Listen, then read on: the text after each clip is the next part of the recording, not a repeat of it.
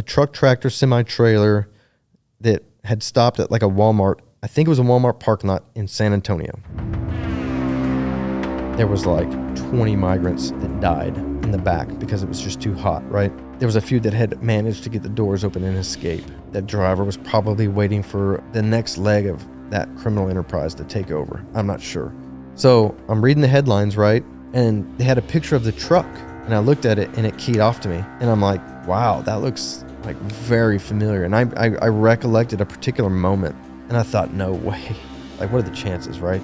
Next day, they released a booking photo of the driver. And I remember distinctly looking up at the cab of that truck as I drove by it, and I saw the driver, and that was him. It just kind of makes me think, shit. I mean, I hate that about how the world works. I wish I could have stopped that truck and potentially saved a whole bunch of lives.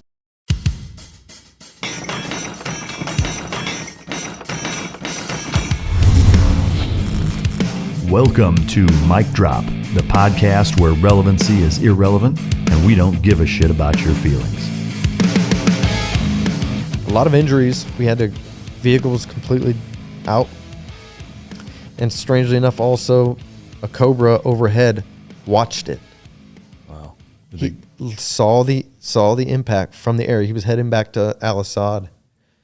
Immediately started circling for us, looking for the trigger man. Because that's also our mindset is like, whoever's still able and capable, dismount. And because, so, and not to throw any shade on the Army, like, it is what it is. At that time when this IED tactic was still new, the Army was getting hit and they were pushing out of the kill zone. They were just getting hit and pushing. And when we kind of got into the country and we were learning about this, we were like, yeah, we're Marines, we're not doing that. Like, if we get hit, we're going to go try to find them and kill them. We're pushing through the whole platoon online. We're going to go clear buildings. We're going to get the trigger man. We're going to go fucking kill him. And unfortunately, again, we're out in the middle of the desert. There's nothing to look at. Like, how the hell did this happen? How were they in place? Was it remote detonated? Was it a pressure plate? Were they anti-tank mines, which were also common? No clue. Cobra looks overhead, doesn't see anything, lands right just 100 meters in the middle of the desert. I thought that was weird to see that aircraft land essentially in the kill zone on the X, and was like, basically we sent a couple Marines out there and he was just wanting to see if he needed to help with organizing air evac of any kind. And we were still close enough to Al Assad. We had vehicles and we had kind of rehearsed our bump plan, getting all of our gear and injured off, get them into the other trucks, and got off the X. And that was it after that. So we confirmed they're there. That's exactly what they wanted to do. And we really had no control over it. And again, from the big picture infantry point of view, there's going to be times where, like, a battalion commander has to push a infantry element in a direction where he knows that they're going to take contact. That's the idea, is to gain contact with the enemy. But I just kind of, that lack of control, like, maybe let's just step up the sniper presence around that area in a concealed, like, clandestine manner, and have them observe that area to see if they can pick up on any enemy movements first. And then maybe they can, and we can proactively take precision shots or call in CAS before sending an infantry squad out there to just get jacked up. Because I guarantee, I mean, and again, like, there's an acceptable level of casualties, right? And like go, no-go criteria. You take one casualty, you can manage that on the objective and you keep pushing. You know, take 8, yeah, not so much. You know, my squad's ineffective at that time, you know? Yeah. So now we're going back, and that just that feeling of not being able to, just knowing it's going to happen. Yep, it happened. Yeah. That was shitty. I can imagine. That's tough. That entire deployment, for the rest of it, was that just kind of baiting? Yep. From then on out, we just kind of stuck to that AO, trying to prevent IEDs. Yeah. And it was like mobile patrols and foot mobile patrols, setting in OPs. Any big firefights? Mm-mm. Nothing. So you go home from that. At that point, how was your head? How was your mentality? Was it sound, or were you? It was, yeah.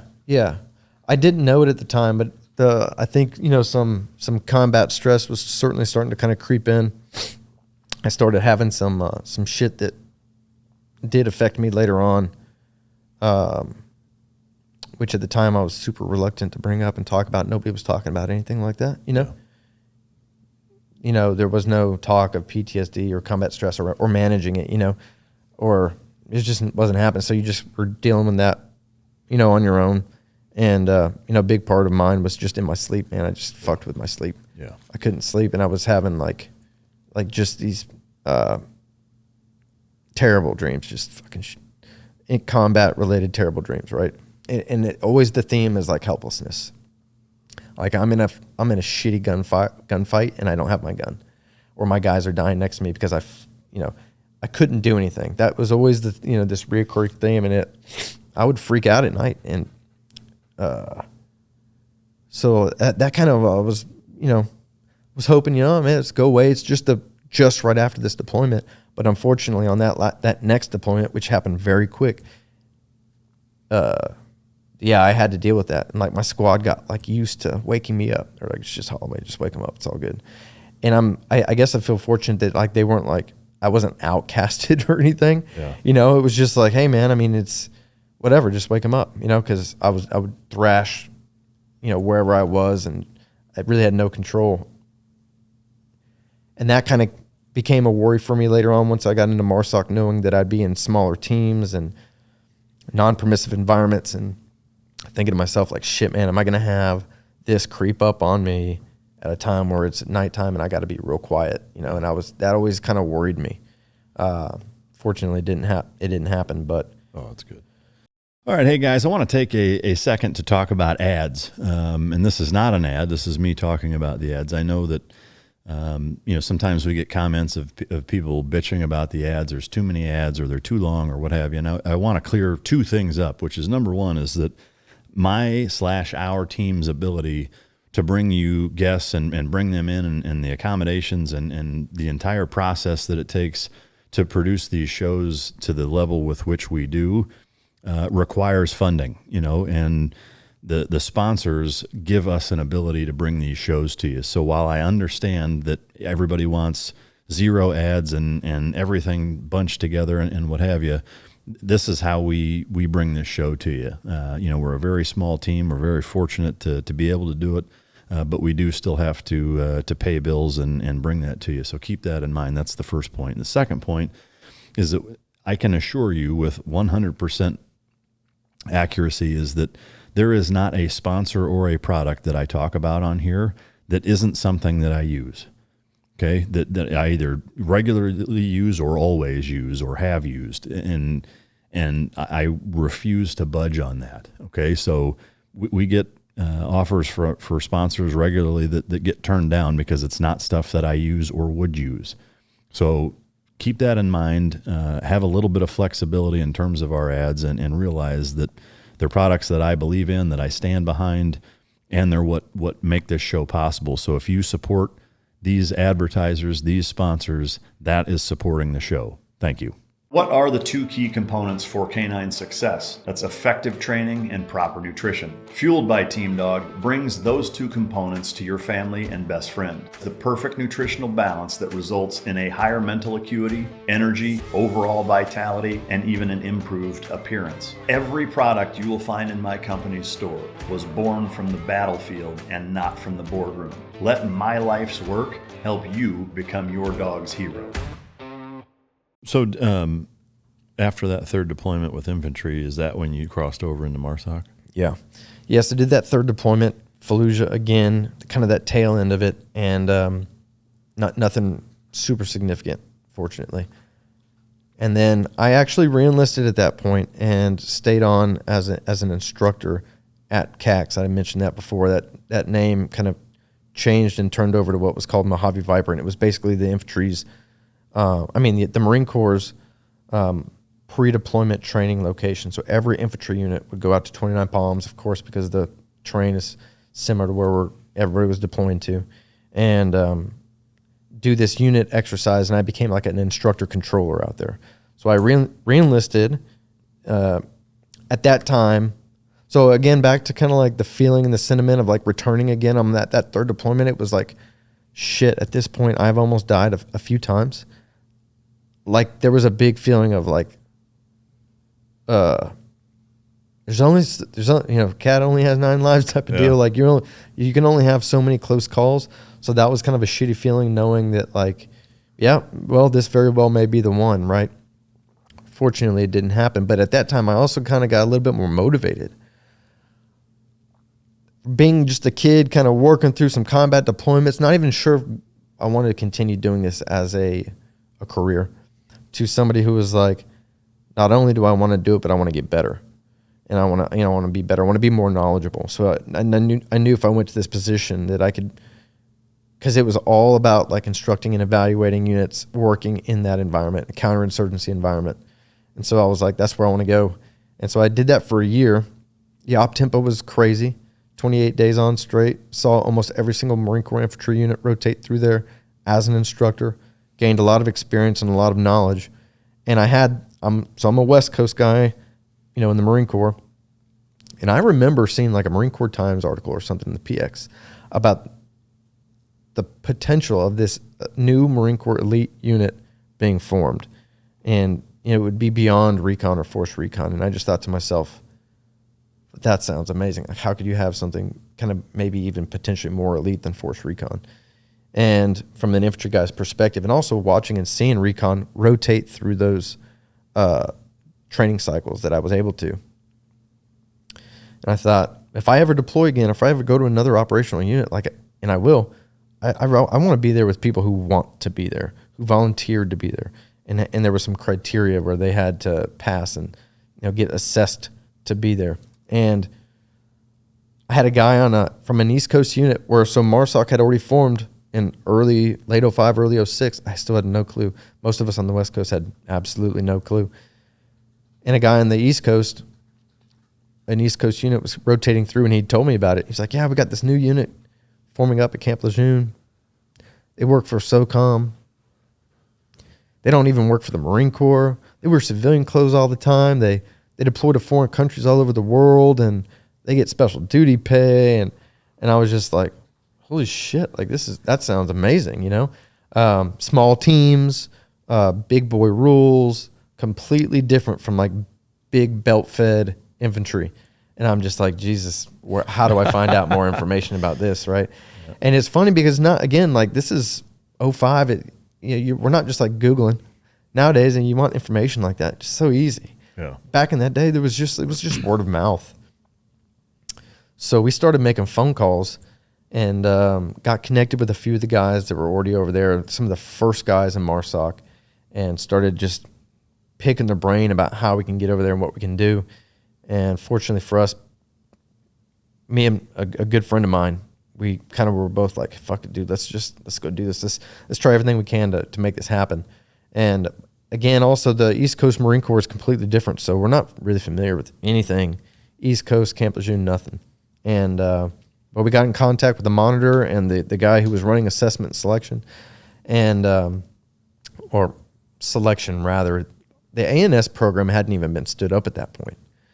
What's ANS? Assessment selection. Oh, gotcha. There was no, so the current pipeline to become a Marine Raider is called the ITC, the Individual Training Course. That wasn't even stood up yet. They had a 7-month pipeline, and they called it the pipeline. And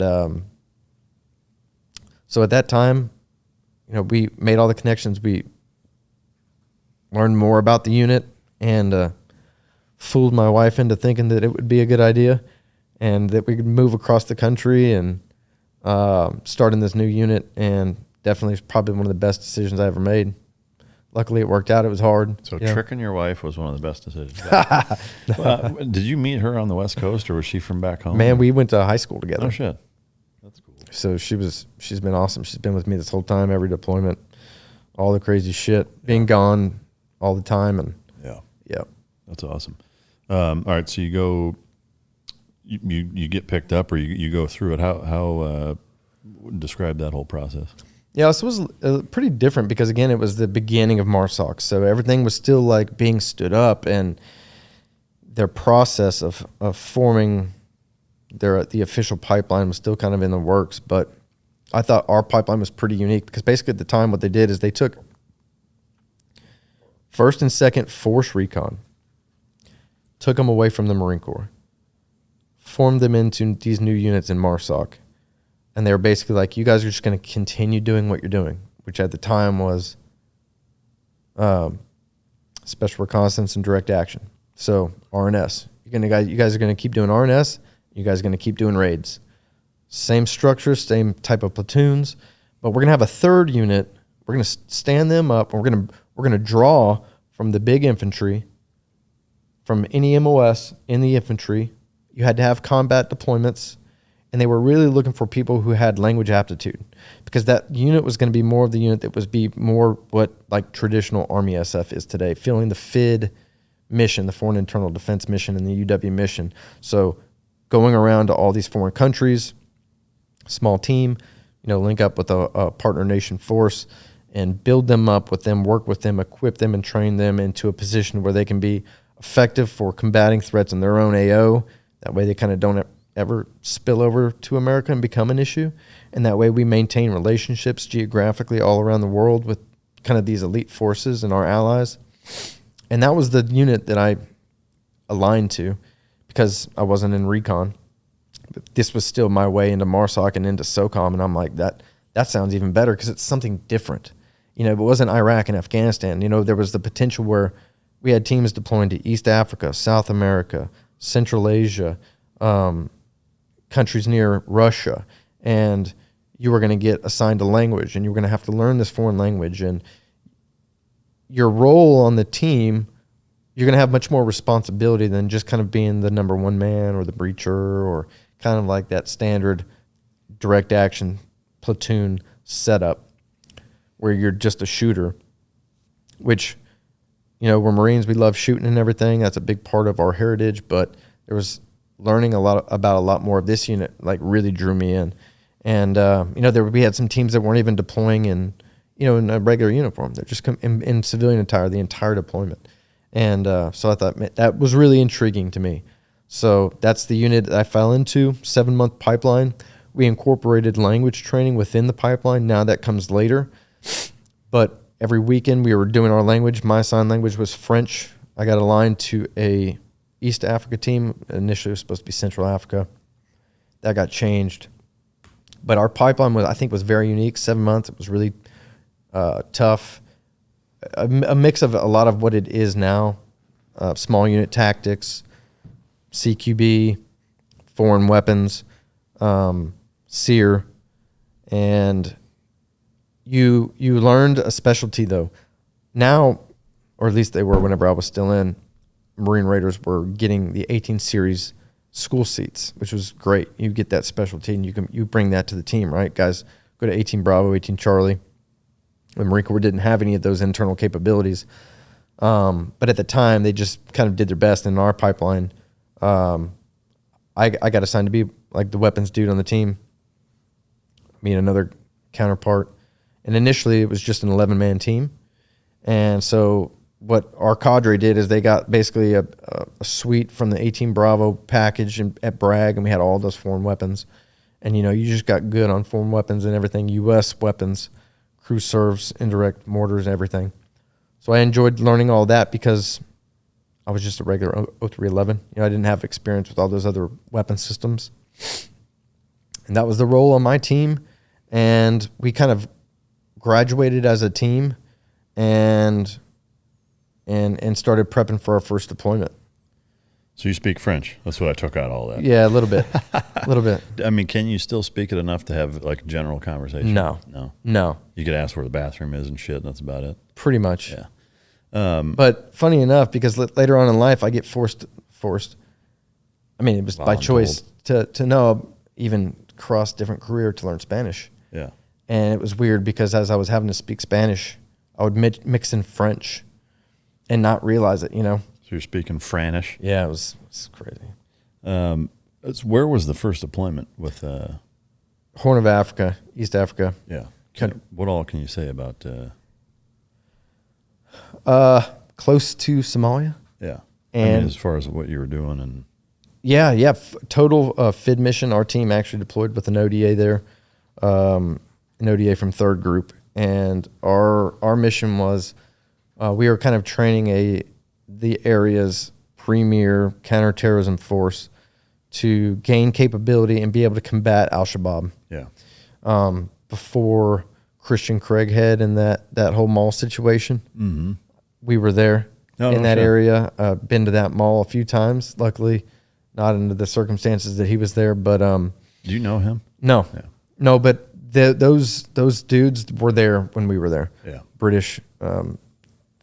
That area, in particular, country Kenya, colonized by Britain, so it's got a pretty good Britain influence there. Yeah, their army has a big influence, and so we were training those guys, and then of course for us the hopes of being able to kind of go out on more of like an active advisory role with them, and but at that time that threat wasn't credible enough in that area.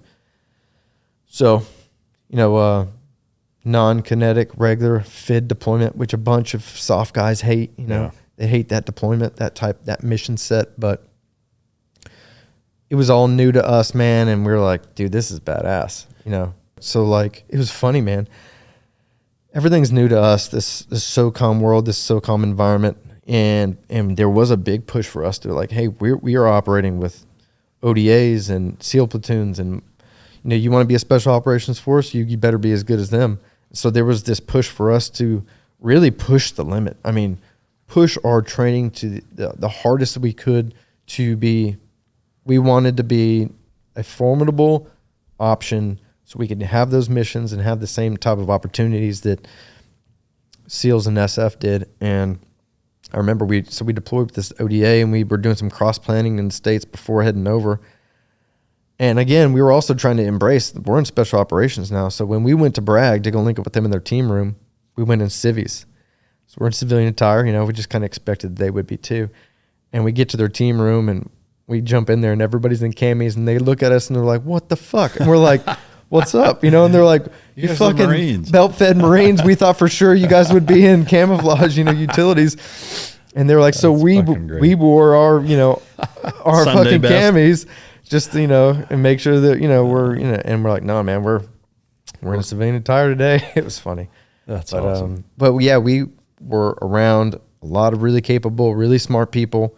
And you know what, to be completely honest too, man, there was a bit of imposter syndrome there for me. Just like big shoes to fill. I mean, everybody's the best of the best. And, working with dudes that can speak 3 languages, but they can also, shoot us, maintain a minute of angle at a grand with a sniper rifle, or shoot pistol really, really well, or, throw a ruck on their back and just not stop and go all day long, or get in the water and fin their ass off. And so, for me, coming from the infantry and not already kind of being from that recon background, I did have a bit of imposter syndrome. And I had, but I think in a sense though, that kept me frosty, man. Like that pushed me to, all right, well then guess what, dude? You know what that means? Like you should be maintaining your skills. Yeah. Like we've learned these baseline of skills, and that culture, I think it made for a good culture. I'll give you another example. My entire team on the weekend, on our off time, went to Bragg and would go shoot USPSA matches.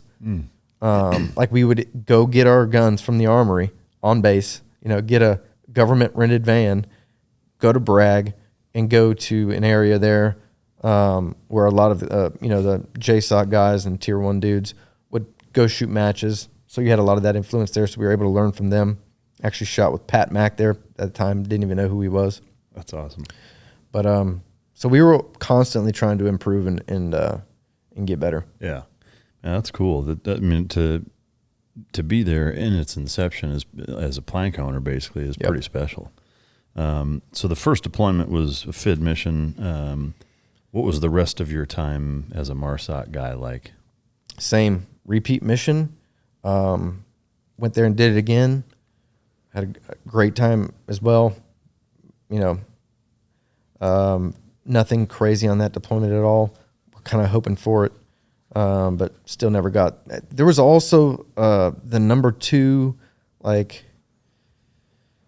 geographic HVT running around that we were getting intel about, and so and this guy was tied old school Al Qaeda was associated with the 98 embassy bombings in Dar es Salaam, Tanzania, and Nairobi, Kenya. So we were kind of hoping that we would get tasked to assist in trying to track this dude down or go get him, go snatch him up. Didn't happen, unfortunately. But still had a great time, did a whole lot of stuff there. And I think we really helped those guys gain a lot of capability. Yeah. And then after that, I had kind of done my team time, or a good amount of team time. And a lot of guys were transitioning over to our schoolhouse to go fill an instructor billet. And this is at the time, unfortunately, also where I think it's kind of ends up playing into how I got forced out. I didn't get out voluntarily. As a matter of fact, I would have retired last year. And that was the idea, was to really stay on a team and operate as long as I could. But, whatever. God has a way of making things work. It's all good. But so I go to my kind of wanting to transition over into the instructor position. Again, you go to the schoolhouse, you get assigned to a section, and you get really good at that shit. That's the CQB section or RNS or Amphib or SERE. And I always really enjoyed SERE, and that's kind of weird, but again, that was a skill set to gain going into that environment that intrigued me. Knowing that knowledge and knowing how to be self-sufficient and knowing how to, get yourself out of like one of the worst situations possible. Being able to have that knowledge, those tools really intrigued me. So fortunately, I ended up going into that section at the schoolhouse, and I'll kind of try to combine these things together because I was reluctant to re-enlist. It was at the time where it was time for me to re-enlist. But at the time, MARSOC was still so junior. It was basically what they were calling a 5-year commitment with the potential after you had done your 5 years to go back to the big infantry. And all of us at this point, after we'd gotten a taste of this way more of an actual warrior type of community and culture, we were like, no way. Now we finally have gear. Now we're finally getting schools, and more school seats are opening. And it's like, I can't go back to infantry after this. So a lot of people were getting out. They didn't want to take the chance, right? Do you take the chance, re-enlist, and then it doesn't happen, and now you got to go spend the remaining 4 years in the infantry again, or do you sign the line and hope for the best? And it's like, it's the government, man. It's the Marine Corps. You really want to take that gamble. So I had teammates of mine, good friends of mine, my team leader. They didn't take the gamble. They got out, and they got out at a time where the MOS wasn't online. And I kind of feel shitty about that for them because, whatever, they were in MARSOC. They were plank owners, but they did not, like on their DD-214, it does not say 0372, which is the Critical Skills Operator MOS, the Marine Raider MOS. I wanted to hang on, so I extended, and I thought, well, let me just do another year, and I won't get out, see if the MOS comes online. And so I'm working at the schoolhouse at this point, and I'm learning everything SERE. It's badass. We work at that cadre.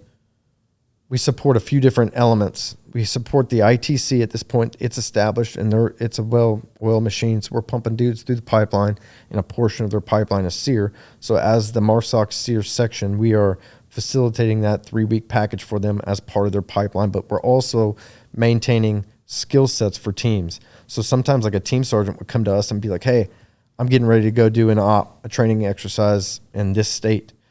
And he'd be like, I'm not telling my dudes, but I want y'all to come and enroll us up and incorporate a SERE scenario into this training. So that was awesome. So we were also doing like tailored training for our units, and worked with a awesome cadre of dudes, because in order to fill those spots, again, this is a new capability MARSOC doesn't possess. So we're getting experience in guys from all over, NSW, guys from Army SF that had retired and spent time at the SERE cadre and schoolhouse at Bragg, Navy guys from Maine and the Navy school, guys from the West Coast and the West Coast California based SERE school that they have. Warner Springs guys. All into our cadre, kind of fit into this awesome group of experience, guys from all walks of life whenever it comes to the military. Not just special op guys, some aviation dudes that just ended up taking that route as well. So having a lot of fun doing that, learning that, teaching quite a bit. And I went to re-enlist because finally the MOS hit. I kind of couldn't believe it.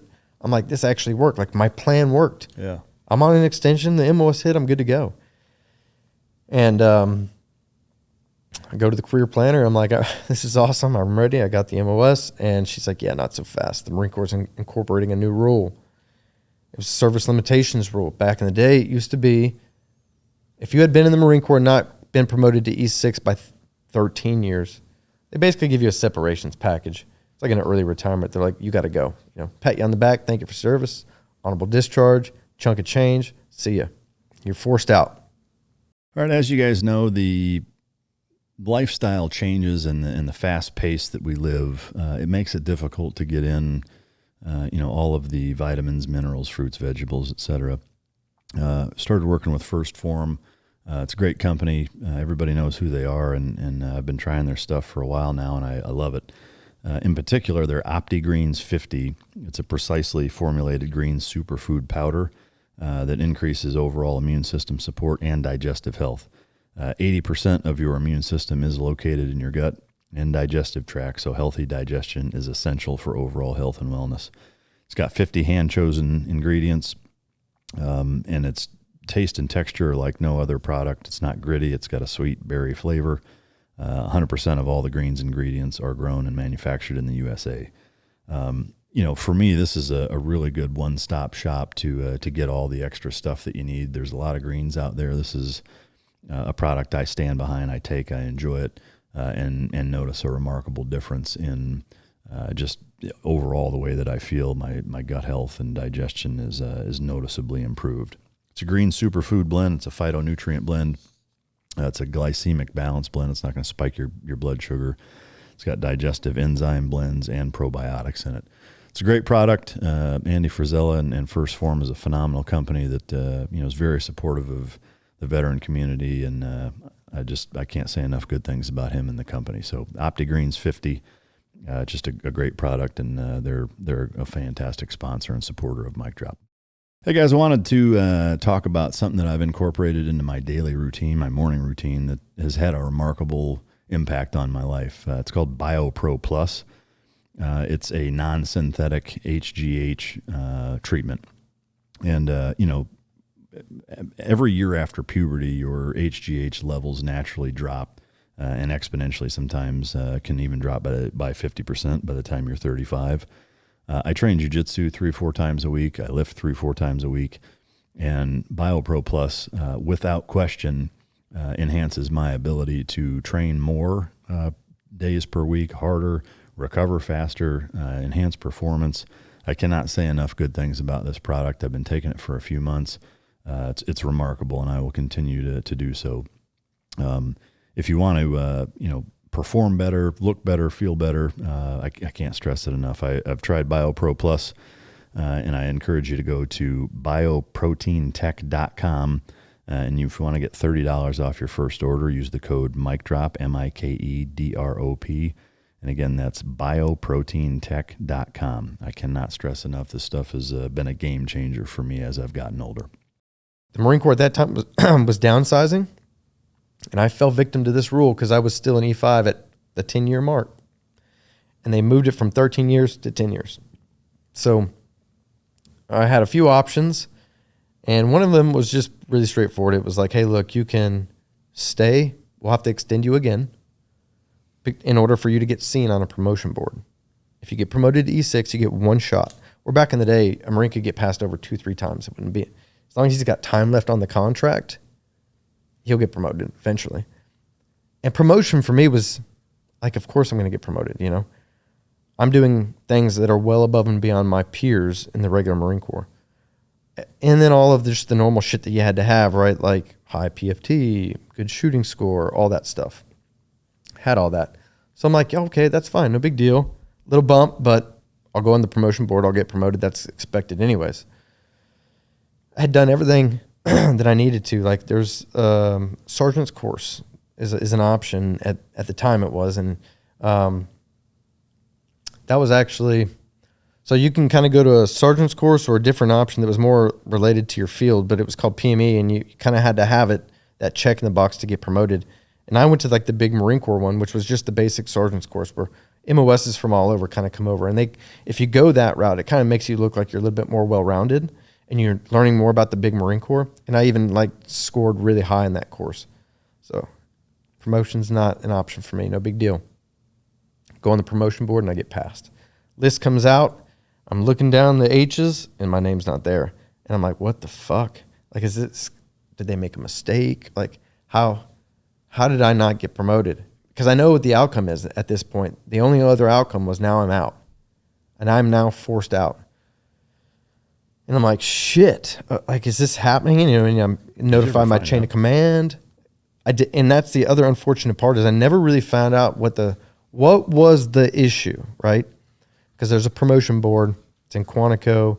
And it took me a few years, but I think I know why.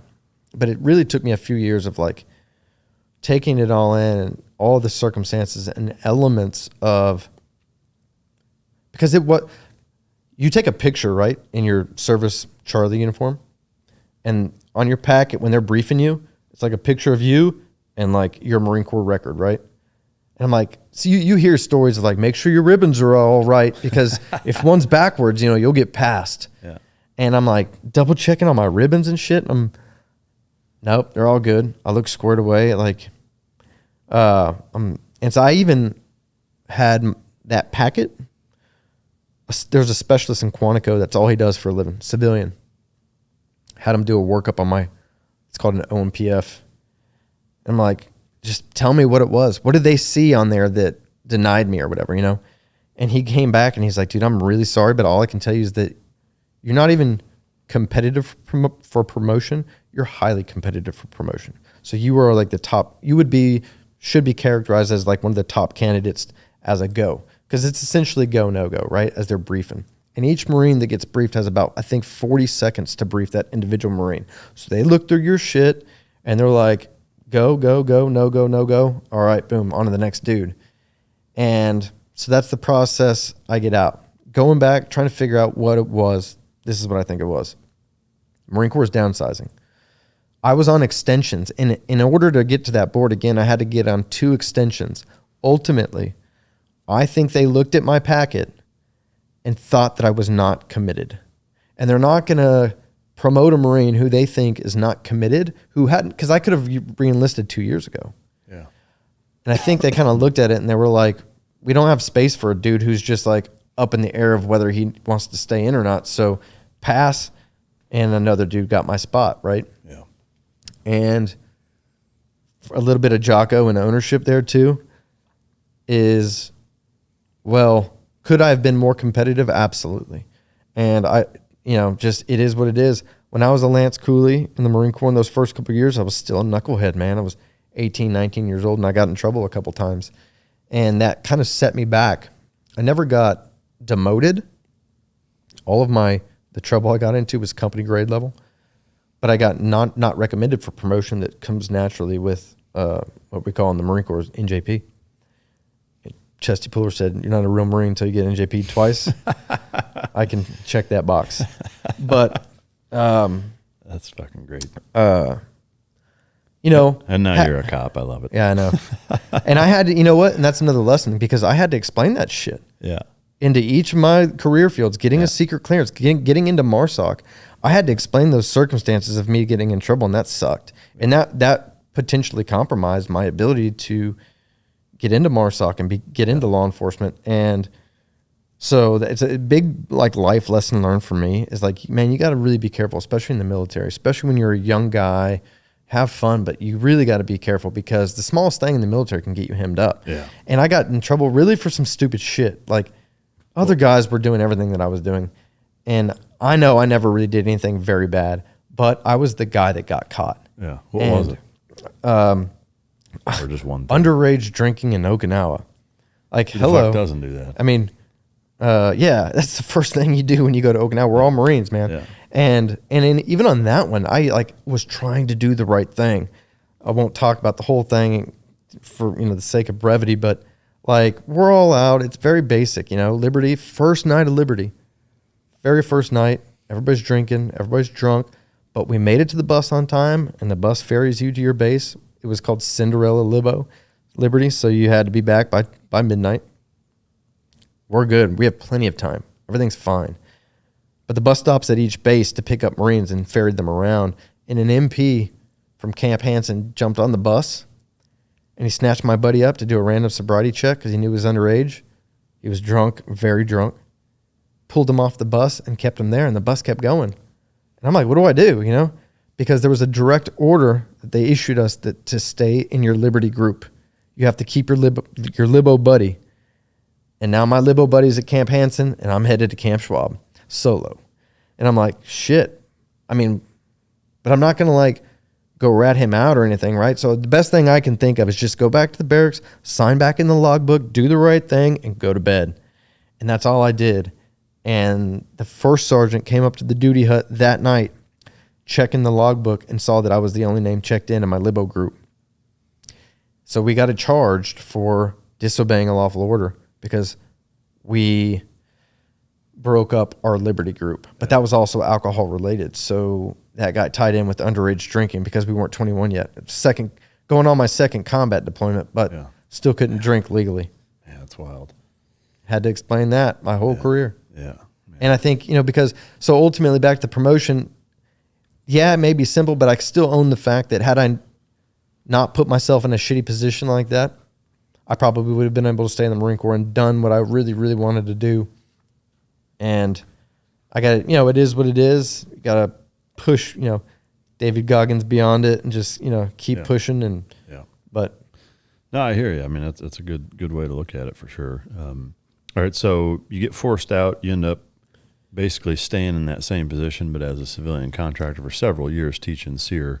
I know there's a fair bit of anonymity that surrounds SERE schools, survival, evasion, resistance, and escape for those listening that aren't familiar. Survival school, basically, POW school, if you want to call it that. If you could, just share what you can about your time there and synopsize it. Sure. First off, I felt very fortunate to be able to get that position. Really, really unique school course for the entire U.S. DoD. Not many people or MOSs get to go to that course. And it has this lure to it, a lot of anonymity, like you said, a lot of secrecy to it. And you don't know anything until you get there. And then when you get there, it has this profound impact on you for the rest of your career. And so that always intrigued me. And having to go through it myself from a student perspective, I really got a lot out of that course. It was tough, but doable, and all of that stuff really just stuck with me. So whenever I got the position, I felt very fortunate, and even my transition out, right? Because I got very fortunate in that aspect too. Although I got forced out, that cadre was mixed. GS personnel and contractor and active duty, all teaching. So when everything was kind of happening to me, my command was like, shit. I had actually just been nominated for a Navy comm, had been recognized by the JPRA for like outstanding instruction, and for like our world there, that was a big deal. And so I was doing well. I mean, everything's good. I was a knucklehead as a Lance Corporal, but quite the different Marine now. But get forced out, and the program manager was like, hey man, this is shitty. If you want a spot here to teach as a contractor, we've got one for you. And I got very lucky there. So I literally got out on a Friday and was back to the same position on Monday. Dude, that's amazing. In civilian clothes. Yeah.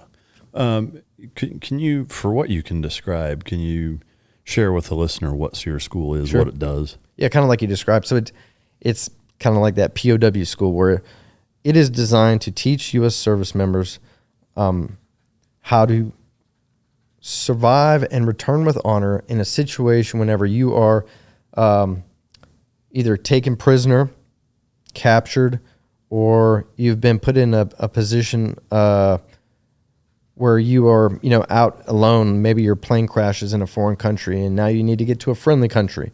So you're evading away from an area, a denied area maybe. And it is to teach the service member, first and foremost, it's a big recap on the code of conduct, that thing that we all swore to when we raised our right hands at MEPS. So it reminds us of our legal and moral obligations that we have to our country and the code of conduct, because we have an actual lawful system of how we can act in captivity.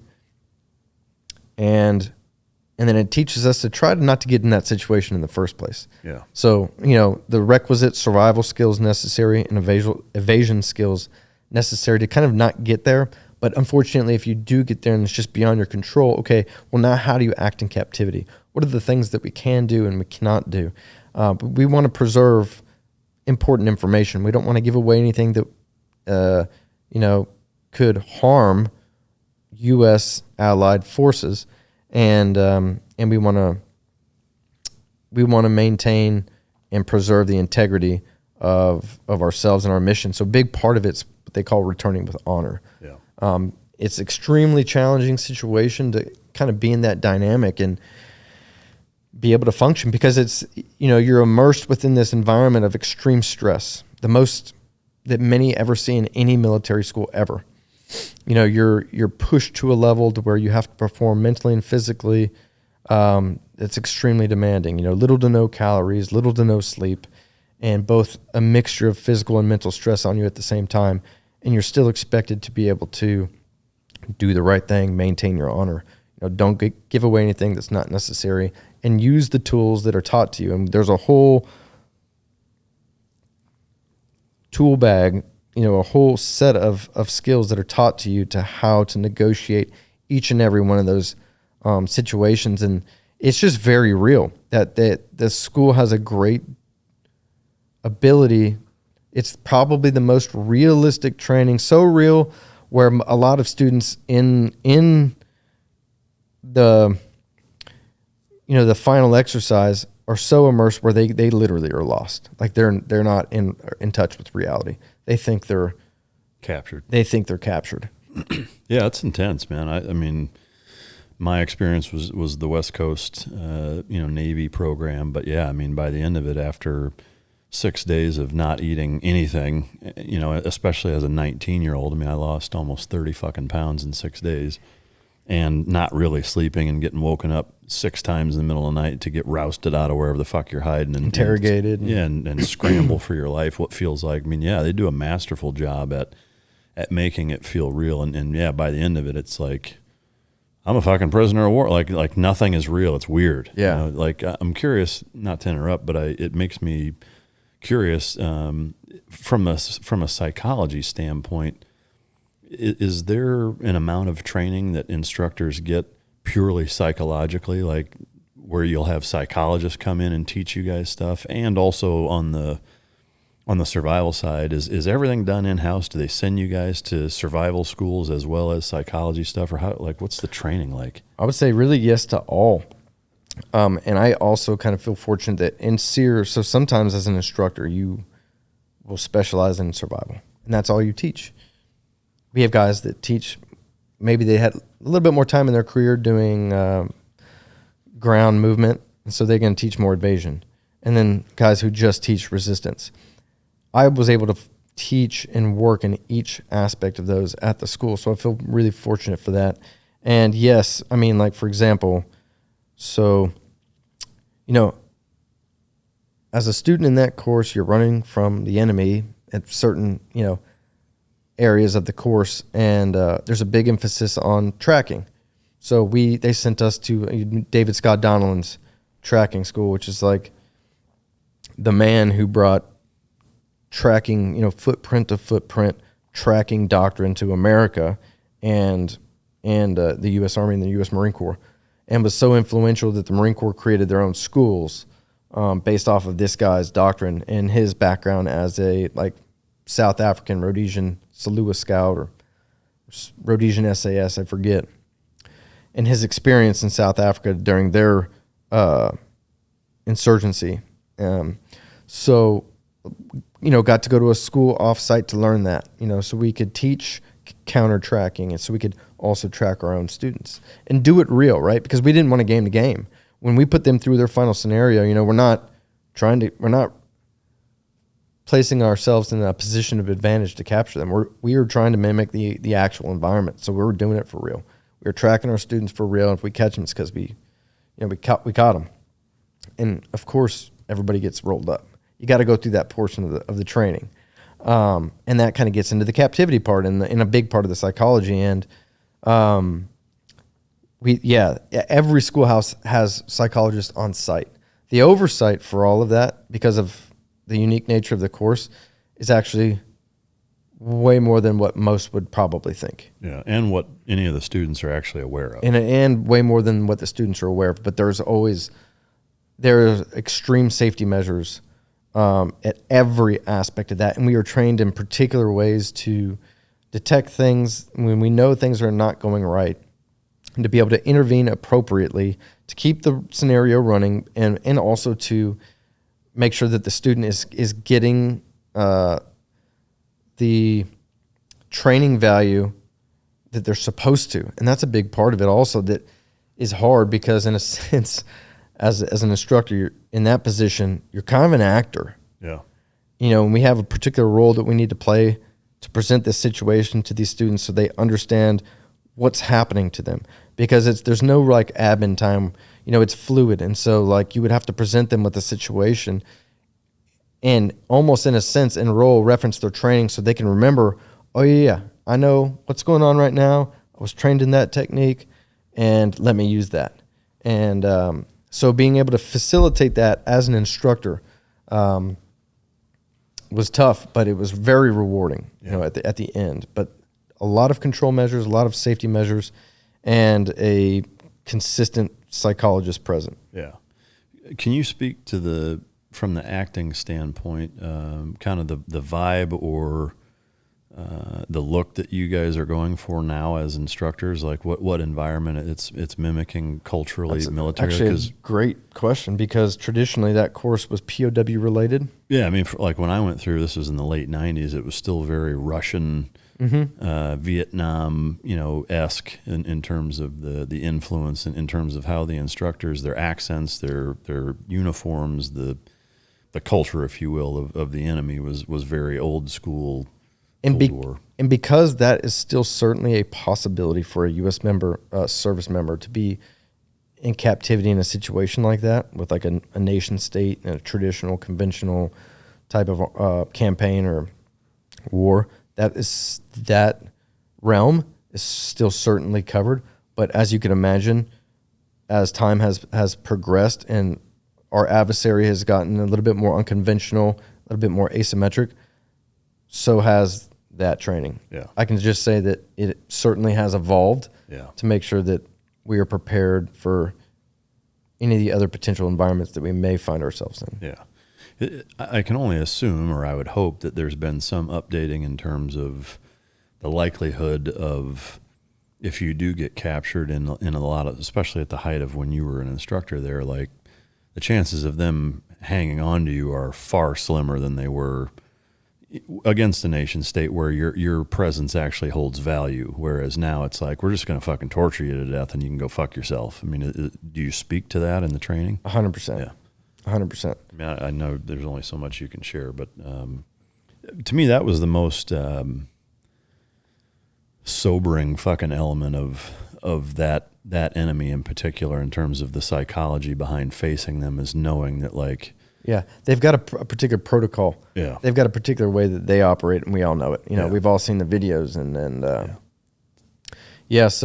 we adjust accordingly. Yeah. Is there anything you can share story-wise from your time there of like total wild card freakouts, student-wise, or really anything interesting that you can share that people would be like, holy fuck, really, that happened?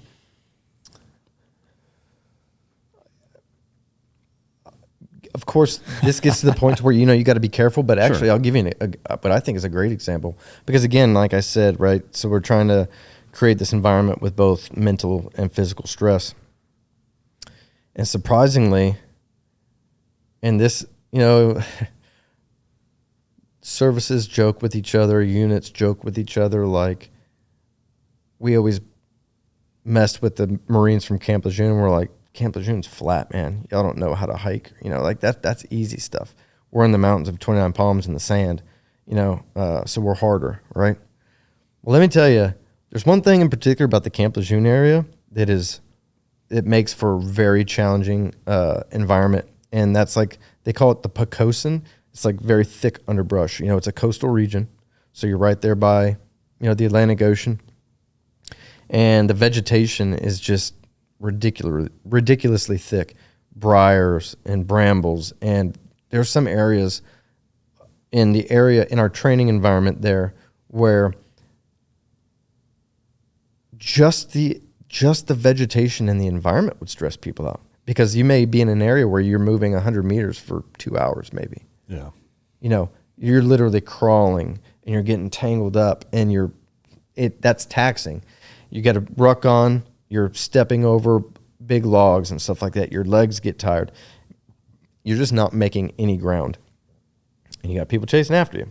So that environment in itself would make people lose their shit. Like actually lose their shit.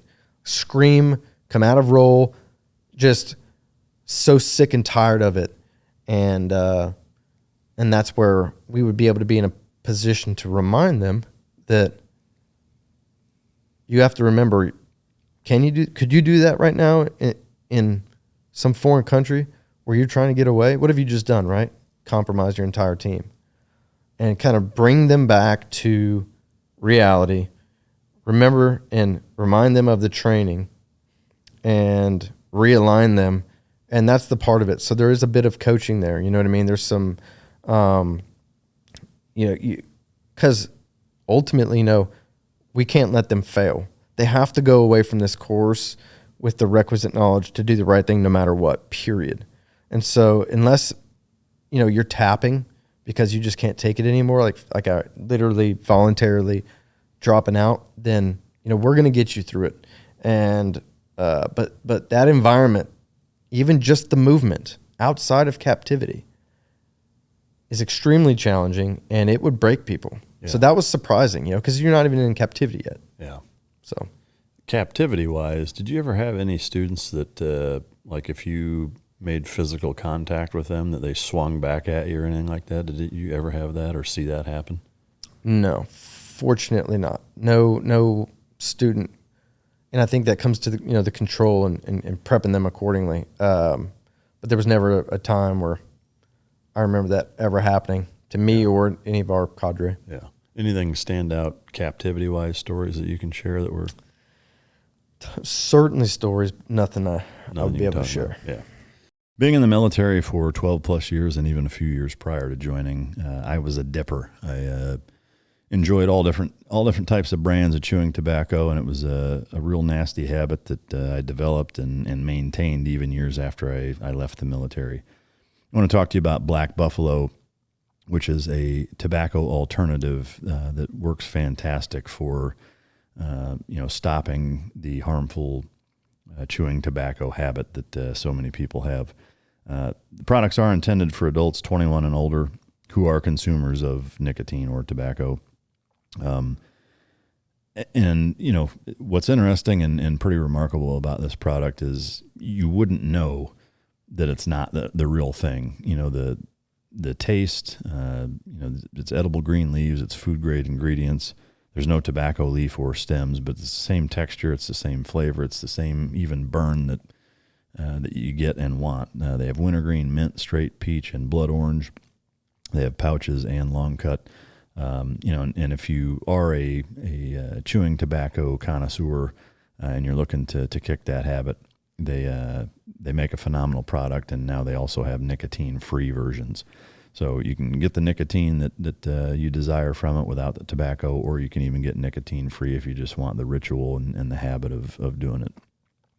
Again, that's Black Buffalo, and it's a phenomenal product that works really, really well. Warning. This product contains nicotine. Nicotine is an addictive chemical. Black Buffalo products are intended for adults age 21 and older who are consumers of nicotine or tobacco.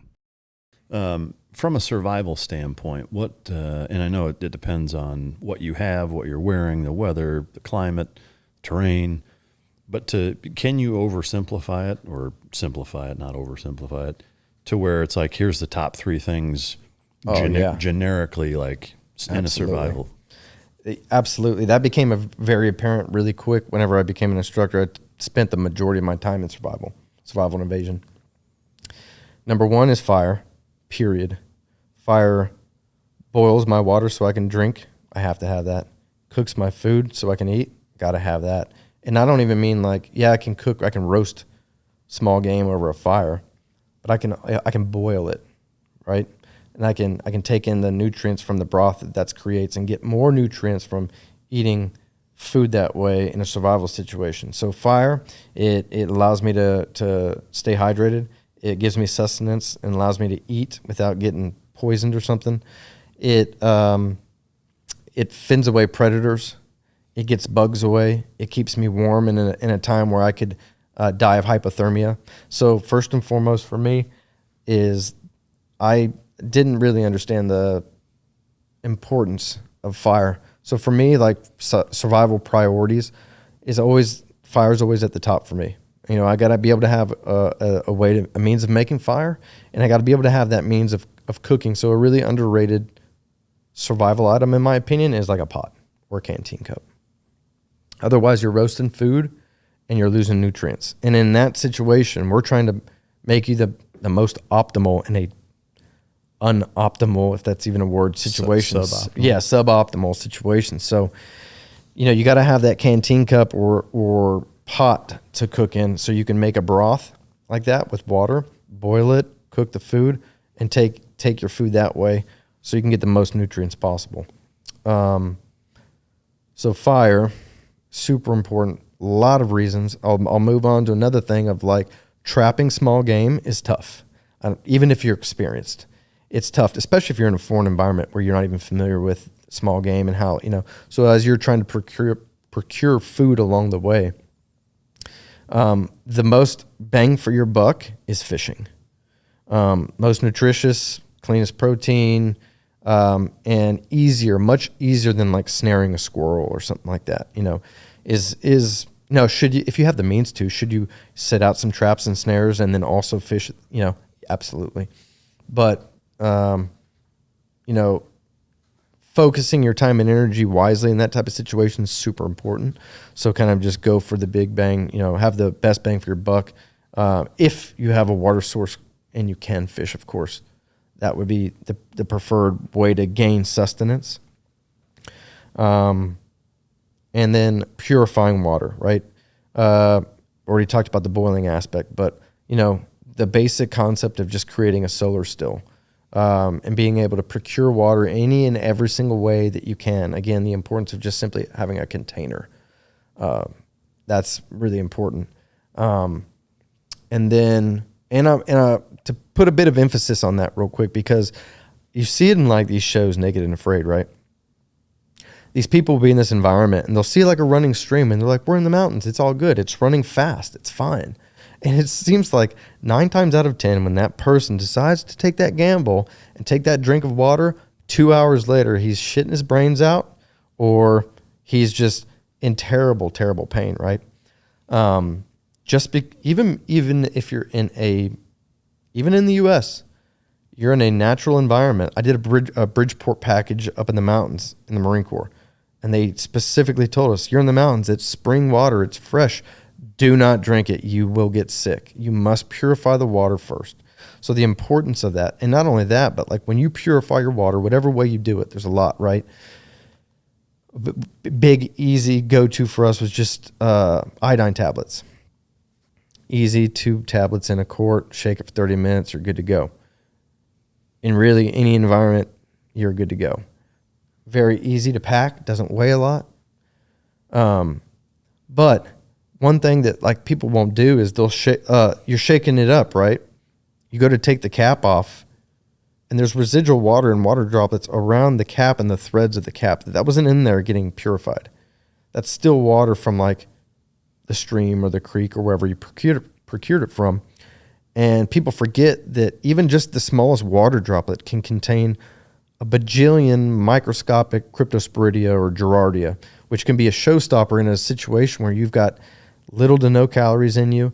You've been, out there flapping for days, and now you're shitting your brains out and you're extremely dehydrated. That little water droplet could have been your showstopper. So the importance of doing it right. Like, don't underestimate water. You must make sure that you clean it. And so what we would do, you just unscrew it a little bit and shake it and let some of that water flush out that residual water around the threads. That's it, nothing crazy. And just make sure you're taking that extra step to make sure that I'm not taking any gambles, because that stuff's all microscopic. Like, it doesn't take a lot to make you really sick. Yeah. So the importance of being able to procure purified water, big deal. So, and knowing the different methods, and so you can improvise. Chlorine works. You don't need iodine if you don't have iodine. You can use chlorine. You just the solution, and you make sure that it's extremely diluted, and it can be very effective. Or just boil it. Well, is it a slight boil or is it a roaring boil? Knowing that, and well, if I'm going up in elevation, should I boil it a little bit longer? You should, and so there's some rules and guidelines there. But again, it's like in a real survival situation, like in a real survival situation, do you want to take that gamble, right? Like, take that extra measure. If I'm going up 1,000 feet in elevation, I'm boiling the water a minute longer. That may be some old science folklore. We don't know, right? I'm not a scientist, but that's what's in the manual, and that makes sense to me. That's smart. That's being prudent in a really dangerous situation. Yeah, no, it makes sense. Of all the Alone and Naked and Afraid and Survival, all of those shows, is there one that stands out to you as being like, do you watch any of them? Do you think they're fucking dumb? I think they're all passing time. They're plenty entertaining, kind of watch the decisions that people make, Yeah. or the decisions they make on like what tools that they're going to use. But no, I really don't. I don't really watch them. And you got enough shit to worry about. Yeah, I mean, like I said, they're entertaining, but I mean, Yeah, no, I'm tracking. Fascinating shit there for sure. So you do that for about 5 years, and then you decide you're going to pull chalks and come back to Texas and become a Texas state trooper. Walk us through that decision-making process and journey. Yeah. So there was a void whenever I left, even though I was still teaching in SERE, and I still felt like I had a purpose, right? Like, I'm teaching service members this valuable skill set. I still had that sense of service. I'm not operating on the team. I missed it. I missed the action. I missed that dynamic and being of service. And, a lot likely pathway for service members, especially infantry guys and special ops guys when they get out, is the law enforcement world. Had some buddies in law enforcement. And I was kind of like talking with them, and I got influenced by one in particular, my good buddy who's in the Houston area. And he got on, did his time, in uniform, and got into a specialized unit. And I'm talking to him, and I'm like, shit, man. I mean, he's working in a major metropolitan area. He's operating more than some soft units in America. And I thought, well, that's kind of cool to be able to, if you could operate in your own community and have an effect on your community, maybe leverage the special skill sets that you learned in your military time, take those into a law enforcement capacity, and have an effect on your own community, and certainly rid that area of evil as best as possible, even on that individual level. How cool would that be? Yeah. So that was kind of like my thought process. I'm originally from Texas. I had been gone since 2002, so I missed Texas. Right, nothing like HEB, man. So especially in North Carolina. But my folks are getting older as well, and I just wanted to be closer to family, closer to home. And we didn't mind North Carolina. We had a nice spot on the water, close to the water. My wife and I would frequently go out, paddleboarding, canoeing out in the ocean, fishing a lot. And we really had a lot of fun out there. But I just kind of felt that it was time to get back home, because there was always that feeling of Texas is like still my home. Mm-hmm. And I'm like, this is a good time. DPS was starting to increase their recruiting efforts to combat all the stuff going on the border. And so then, I'll be honest, there was a sense of me there where I could say, well, I can now also have an effect on the security of my entire state, go have some time to work on the border, see what that's all about, and play my part, do my duty, and continue in service. I wanted to get back to a career of service. like be more of like a public service. And again, with the influence of my buddy working in, the police department that he was working in, all of the stuff that he was doing, and the different options that you can do in a big department, all the specialized different units, I was like, that's what I'm doing. And so moved back to Texas, sold everything in North Carolina, went through our academy, and got stationed down in the border and got my fair share of working in a uniformed patrol capacity on the southern Texas border. Is there anything that would surprise the average listener, whether they're in Texas or not, just with the border being such a hotbed topic politically over the last decade, really, that you experienced down there that would surprise people? Absolutely. I think, as a matter of fact, it would really surprise people that this is maybe one of the rare circumstances where the issue or the topic is not overblown by the media, where usually they over dramatize whatever issue or topic, right? Well, certain medias, I mean, some of it's underreported, I think. And in particular, what I mean for the border is, especially in Texas, is the severity of the problems. Where this is probably one of those issues where it's not even getting the coverage and painting the picture the way that it actually is. Unfortunately, because, and I mean that for like the worst. It's worse than most people think. I think, from my experiences down there, because I took an interest in all that. So I wasn't just kind of like going through the motions, doing my thing down there. I was looking into our entire effort, right? And kind of analyzing that and trying to get a good full picture on the totality of everything that they're faced with down there and the dynamic, the culture aspect of it, which plays a big role into like the cartels and the youth down there in particular. And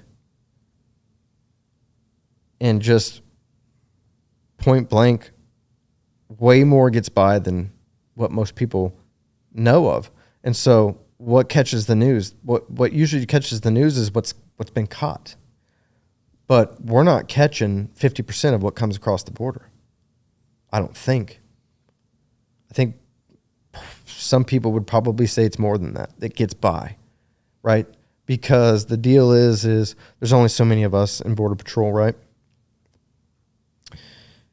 And, of course, Border Patrol for the past few years have just been completely tied up in admin stuff where they haven't even really been able to enforce and do really what they're supposed to be doing, which is preventing, deterring, and apprehending, where they've just been forced in processing. And so it's really been all left on other law enforcement agencies to combat that. And we do our best, of course, but they are the cartel who really have a hold on that border are so good at what they do, and they are so able to evolve their TTPs that there's just a lot that gets by. Mm-hmm. And, it's very, very tough. So your experience there, I know you got to be a little careful about what you can say, but as a Texas DPS, a state trooper, did you spend most of that first 4 years down there, or like what was your career path and what was your position? Sure. Yeah. So basically at that time, it was actually a year, and worked kind of all along the southern border in that year. I had an area where I kind of stuck to, but worked all over the state down there. And as a state trooper in that uniformed presence, cowboy hat, and then after that, you're able to transfer. So okay, it's time to get the wife back to Central Texas, closer to home. Sorry, go ahead. No, that's. What do all DPS troopers spend their first year down at the border? It's at that time the majority of us were, because kind of like the way it works with our agency is that first year is kind of on the state. You have a choice, but at some point there's needs of the state all over, and they got to be met and filled. Now the focus at that time was the border, still is pretty much now, but And I was okay with that because that's where I kind of I wanted to go mix it up. I wanted to go see how bad it really was and try to have a positive impact down there. So spent a year down there and was able to transfer back after that. I was like, okay, check. Got a good taste of that. Now and I also wanted to move on and promote and try to get into some different types of law enforcement roles. So I knew I could do that from a better position up home. Yeah. The DPS is headquartered in the Austin area. So I was able to, kind of get back to that area. I did work highway patrol which is, Texas DPS, state trooper, highway patrol in the Austin area for a while. And got to work with a lot of different organizations, a lot of different law enforcement organizations. Being a state cop, you kind of get exposure to, and you get to see how a lot of different agencies work. And so that kind of helped influence me on where I wanted to take my career. And that was out of uniform into a specialized unit. And I was fortunate enough to be able to, do the right things, get myself in that position. Unfortunately, in a specialized unit now that, I'm not really going to talk about too much. And I would maybe even bring attention to the fact that, the nowadays in law enforcement is different than it used to be. And there's a lot of law enforcement officers out there who are taking a greater degree of security because of just the flow of information, how easy it is to find out very basic stuff, and so now that I'm in this role and I've worked myself into a good position, I take that security very seriously. So that's where I'm at now, though. Still there. I'm a special agent. Yeah. If we can take a couple steps back, when you were down on the border, when you say I was working the border, what does that consist of? Like, what is your job down there as a trooper? Oh, man, great question, because in my opinion, that was a great place to start. Because as a state cop, you get to do, or at least down there, they really want you to do everything. And so, traditionally with highway patrols and state police organizations, their role are kind of like on the highways. You're enforcing traffic laws and state law along the highways, and and by doing that, like your presence out on those major highways, especially like the big highways like I-35 that stretch almost the entire country, you're maintaining the safety there, so it reduces crashes. There's also a big part of highway patrols. Traditional missions of state police and highway patrols are interdiction. So looking for drug loads and looking for cash loads.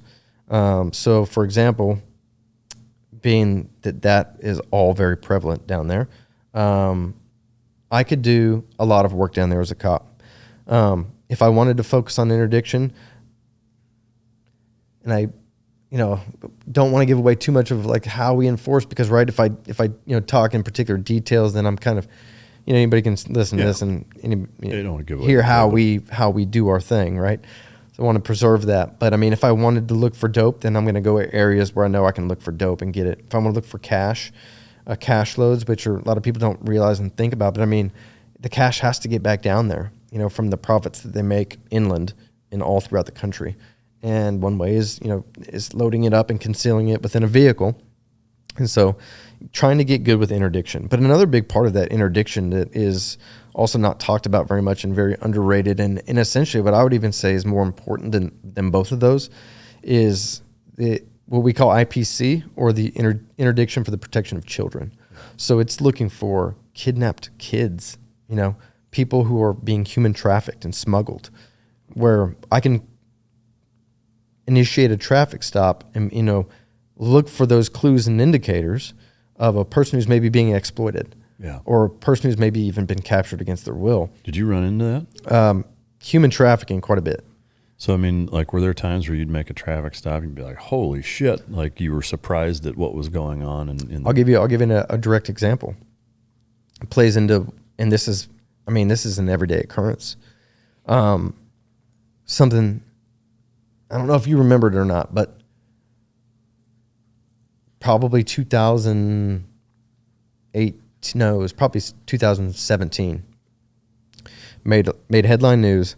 There was a truck tractor semi-trailer that had stopped at like a Walmart. I think it was a Walmart parking lot in San Antonio. There was like 20 migrants that died, and in the back because it was just too hot, right? There was a few that had managed to get the doors open and escape. That driver was probably waiting for whatever, the next leg of that criminal enterprise to take over. I'm not sure. So I'm reading the headlines, right? And that's a big part from where the commercial motor vehicle traffic where I was at was very high. So I took note to that, right? And they had a picture of the truck in the news, and I looked at it and it keyed off to me, and I'm like, wow, that looks like very familiar. And I recollected a particular moment, and I thought, no way. Like, what are the chances, right? I don't know where that truck originated from. Now, that truck, though, had some particular criteria that sticks out in particular for like an interdiction value. So I saw that and I took note of it, but it was not driving. At the time, it was legally parked at a truck stop.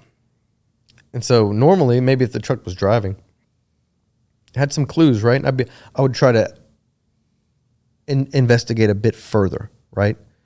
And if there's a violation there, or if he breaks a traffic law, then I can initiate a traffic stop, and I've got an investigation going on at that point, right?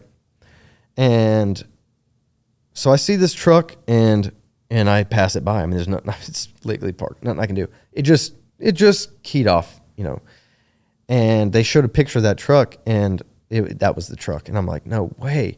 And I even was like, no way, couldn't be. Next day, they released a booking photo of the driver, and I remember distinctly looking up at the cab of that truck as I drove by it, and I saw the driver, and that was him. And so just kind of makes me think, shit. I mean, I hate that about how the world works, because I wish I could have stopped that truck and potentially saved a whole bunch of lives. Yeah, I had that happen. I'll give you another story about one of those. We did actually were able to stop and interdict and potentially save some people. We had a particular stop where it was a truck tractor semi-trailer, and long story short, multiple violations on the vehicle, many clues and indicators of that gave us the impression that he may be concealing something, some sort of contraband. That then kind of gives us the ability to, once we are able to kind of see all those clues, right, that reasonable suspicion, right, that gives us a little bit more grounds to just simply ask, hey, can we have consent to search this vehicle? And a lot of people do it, and that's fine. That's totally, they could say no, and we would say, okay. But he did. He gave us consent. And so we popped the back hatches of the trailer, and it is professionally palletized U-Haul blankets. Like it's business, right? Like he's moving freight. Looks completely legit. From the bottom, though, to the top, you couldn't see anything. It was packed in there so perfectly and tight and professionally looking, you couldn't see anything past beyond a couple inches. One of the troopers I was with, though, was exceptionally good at all this, and he was like, there's something in here. Like all of these things, all of these clues and indicators, this is not right. And so we have the ability to x-ray truckloads at, we have that capability, some of these locations down there. So we actually put the truck through an x-ray, and there was like 9 Guatemalans stuck in the back in very tight, close confinement. And so we immediately arrest the driver, put him in custody, and we open up the back hatches, and we start frantically trying to pallet jack all of these pallets to get to these people, because we just see them on x-ray. Mm-hmm. Like you don't even know if they're and alive. they are even some of them, they're floating above the floor, so they're like wedged up into there, and we don't know if they're dead or alive or anything, right? So we take pallet jack, and we're trying to get all this out of the way, and there they are. We end up seeing them, and we get them off, and of course they're, how they got in that position. Was that voluntary? Did they want to do that? We don't know. It's very hard to tell that at that moment And so that's another challenge of the border is, were they trafficked?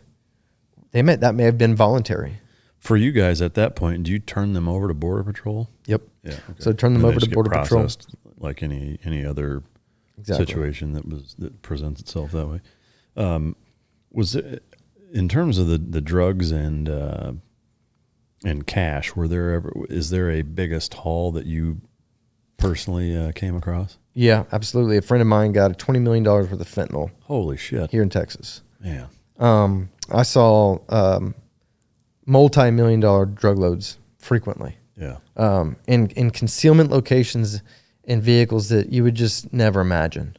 You could be like, yeah, the creativity and ingenuity is unreal. Yeah. It's unreal. It's very, very hard to find this stuff. But yeah, I saw multi-million-dollar cocaine loads, multi-million-dollar liquid meth loads, and multi-million-dollar cash stash loads, and also like stash houses. Wow. where they're holding and stashing people. Yeah. Saw that as well. For the, I'm assuming the drugs get destroyed. Mm-hmm. What do you guys do with the cash? Great question. I mean, does it go into DPS? Well, I think first and foremost, it's evidence. So depending on what happens with the case, there's a period of time where it has to be held. And I know some like local police departments and like even constables' offices, they do have a legal way of being able to convert that money and use it. I have never seen that in DPS. So I don't know. Huh. I mean, it seems like there's a significant amount of, we'll call it working capital, that's right. That's seized by law enforcement. I'm curious as what the fuck they do with it. Man, that's fascinating shit. All right, so the year that you spent down there, it's kind of all encompassing, and you learn a ton. You're paying your dues and putting your time in. You go back up to the Austin area and do the more traditional highway stuff. Any crazy stories from your time there? High speed chases, fucking like what was that? Absolutely, like? Yeah. And one thing that was surprising to me was a lot of what we saw down there is present here. Yeah. And a lot of it doesn't get covered, But I mean, the cartel's influence is beyond the border. Yeah. I'll just put it that way. It's well beyond the border. Sure. And one thing that I saw in particular that was crazy, that's consistent with down there and further in, is a majority of the people that are doing this stuff. You see the videos of like these crazy police chases, and I've been in one. I'll describe one down there. I could not believe what had happened. But a trooper, for example, saw a good vehicle that had interdiction value. Again, the troopers down south are very good at being able to spot things like that. So you go up and you get close to it, and you start driving next to it, and you're continuing to investigate. In another vehicle that was he was not even paying attention to it, came in and cut him off and started trying to run him off the road. The trooper? The trooper. This is a uniformed black and white highway patrol car trying to run him off the road. And so that, of course, he does his mission, and he does create a gap, and that initial vehicle does, in fact, get away, unfortunately. We're just up the road, but we're hearing it on the radio, so we flip around and head south to link up with him as fast as possible, because now his attention is going to be on that vehicle. Now we want to arrest them. But they're running. So, and I'm talking very dangerous speeds, right? Fortunately, we have a high degree of training in driving and all that, and you through your experience down there, you just get more and more experience with that. So, are those schools in house, or do they send? Mm-hmm. They send it's all in house training? All in house, and so we're chasing after them, and this goes from outside the city limits, out in rural areas of the highway, all the way in town. They stop, they bail, they go out on foot. Now we're in a foot pursuit, and we end up getting them. And they're kids. They're 14 years old. Holy shit. And they're stone cold. Like, can you imagine a regular average 14-year-old who's just committed a major crime, right? That type of crime, as a matter of fact, was good enough to get them a deadly conduct charge, which is, just shy of like manslaughter and murder. And and they could care less. They could care less. We put them in custody, took them to juvie. American citizens or no? Well, yeah. They were American citizens. Wow. But that became apparent to me after that a lot of the crime that's occurring down there. So these cartels are influencing these young kids, and they're the ones that are conducting it. And then I kind of found a gap of criminals. I didn't see very many like 22 to 32-year-olds. They're either super young or super old. Yeah, because they have a few years where they're being a crook. They get it rolled up eventually. They go to jail for 10 years, and they're off the street. Wow. Next thing you know, you're seeing guys in their mid to late 40s. But there was always kind of that gap, and the majority of the people doing that crime was kids. Yeah. And young kids, teenagers. Wow. All your time on the street as a DPS guy, did you ever have to go hands-on with somebody where like they're legit fighting you back? Yeah, in the brush. Like, some of these, we have an ability to gain awareness if, they're crossing certain areas. So, we would team up with Border Patrol, chase after them, and they resist, absolutely. Whenever you put hands on them and you're trying to effect an arrest, they're kind of swinging at you, and they're trying to get away. They're kicking at you. Foot pursuit, another pursuit that went from a vehicle to foot, that kind of ended. We spiked him. Car wrecks out. He's got migrants in the back, so illegals in the back, and he's like their smuggler. And he runs on foot and tries to blend into a neighborhood. We end up getting him. I end up putting him in custody. He ends up trying to fight me. Luckily, he's my size, no big deal. But yeah, I mean that's a common occurrence. Now I've just seen stuff recently. They're coming across with weapons and ARs, and they'll do whatever it takes. Yeah. They'll do whatever it takes to get away, because it's money to them or it's their freedom, right? They're from Salvador or Honduras or whatever, and they're just doing whatever it takes to get into this promise that they've been promised, the greatness of America, and then the smugglers will do everything they can to make them and to get them across, because that's their livelihood. Yeah, it's a terrible cycle. Yeah. Training wise for you guys, academy and follow on, as far as combatives, how significant is it? Like, do you spend a lot of time, and is it catch wrestling, jiu-jitsu, prisoner handling? I mean, what kind of stuff are you guys working on? Yeah, kind of a bit of everything nowadays. And there is means of which that police officers can sustain those skill sets. So we do like an open mat, type of deal, where if you got time off, just hit the gym. There's an open mat area, and there's a lot of guys that do BJJ and help teach other people, and it's just completely informal. Yeah. But in the academy, of course, we get combatives, arrest and control tactics, where you're learning how to put somebody in custody, and they start fighting you and resisting you, and you gotta hold your own. And they you get tested. You certainly do get tested in the academy, and so you're using the techniques that they taught you, the takedowns, very kind of straightforward stuff. Back in the day, as a matter of fact, they used to focus more on boxing. Before a lot of the border stuff had happened. So there's still an element of that, striking. And that's on an everyday basis too. I mean, that's a part of where they integrate that in with PT. So I like that. I thought that was good, kind of integrating that to where you're getting into that situation, but with your heart rate elevated. Yeah. And same thing for the range. I've seen it in like follow-on training, where there's some follow-on training and marksmanship focused courses where they are incorporating that, which I think is absolutely necessary. You need to be able to handle yourself in that type of situation, with your heart rate jacked. And I mean, it's good to hear that they incorporate that into kind of the daily program. How long is the academy? 6 months. 6 months. And is it down in Austin? Mm-hmm. Yeah. Live-in academy. So yeah, all 24/7. Yeah, pretty much. You do get weekends off. Oh, okay. But I mean, for the most part, you're there, because I mean, guys that are there from West Texas they're not going home on the weekends too far. Yeah. So a lot of them, fortunately for me, I Yeah. I was just around the corner for the house. So Yeah, that's wild. Was that an adjustment going from the amount of time you spent in the military and to the heights at which you were at to going back to being like a fucking new guy spanker in the academy, having to live in a barracks and all that? Was that a bit of a humble pie? yeah, it was. And I knew it, I knew it going into it. Because how old were you when you went through it?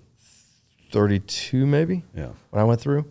And so, and as a matter of fact, another MARSOC Raider who worked with me at SERE got out like I did. He was actually contracting at SERE with me. Came up from the same unit as I did. Also from Texas. And we buddy teamed it, man. And he came down and we did it together. And he went through the academy as well. However, after he got stationed and kind of went through the process, he couldn't take it. That coming from like, and I almost think that my perspective from that environment to more of just a much more conventional type of organization is tough for me to manage that. Because I'm always like, push the limit, we can do this, we can train to this standard, or, and just everybody's not wired that way in regular law enforcement. And I get it. I'm okay with it. You just got to be able to adapt and just do your best. And that's what I try to do. But there was certainly an element of like, okay, yeah, I'm low man on the totem pole again. And I got to prove myself, pass all these standards, prove myself as a good trooper. If I'm going to be able to do anything and get to these specialized units, then I got to do that. So it is what it is. It was interesting, Yeah. Was there not preferential treatment, but was there a kind of the unspoken professional like nod of respect from the cadre of knowing what your background was? I mean, was there any credence given to that? Not really. They didn't give a fuck. Not really. Yeah. Were any of the instructors younger than you? A few. Yeah. A few. Yeah, and like when I got like my first FTO was younger than me. Is the instructor cadre in the academy, are they drill instructor dick like, or are they more professional and gentleman's course kind of thing? It's more paramilitary style. Really? So yeah, they are Fucking hard asses and in your shit. yeah. Yeah. Like insulting you and shit, or what? I mean, they got to be careful with that, of course, because it ain't the Marine Corps. But I mean, yeah, they're in your shit, and they try to create that environment of intensity and stress because, also with the highway patrol, the idea and the culture is kind of like, dude, you're on your own.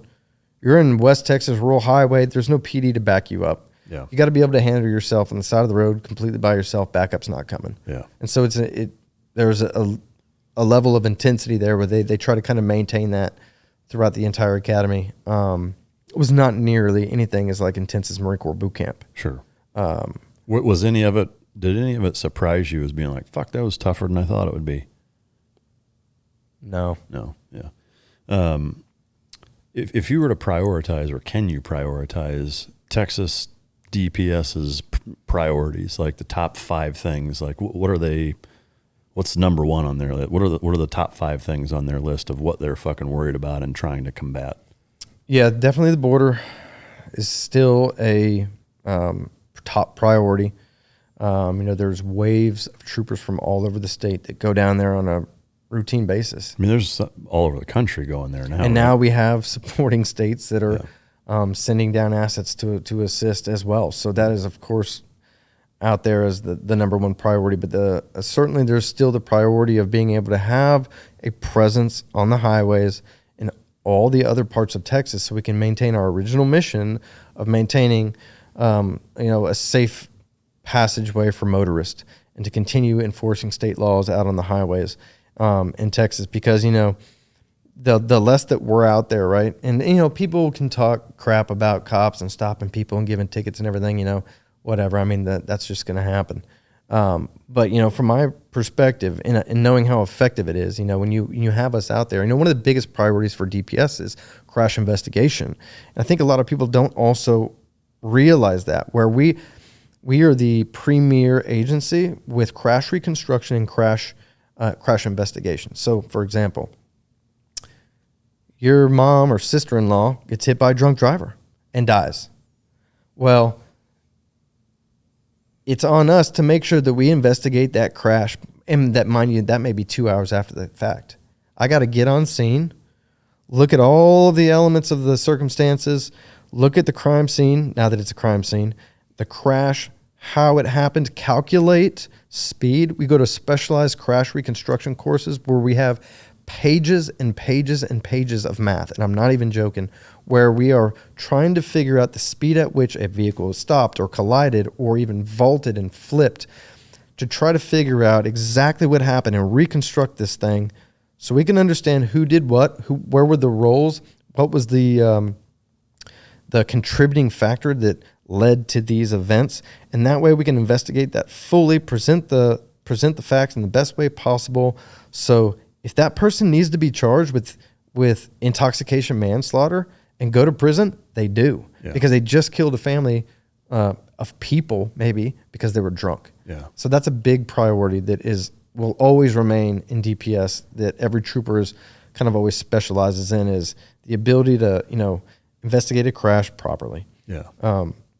And beyond that, also, we are, I will say that, as the increase in active shooter events has continued, and school shootings maybe in particular, one thing that DPS has kind of focused on is assisting ISD PDs or even schools that don't have a police presence in that unfortunate situation, in putting our presence there. So as a state cop, when I'm on patrol, I really have the ability to kind of focus on the areas where I know and want to focus on. That may be highway enforcement. That may be helping and supporting the county.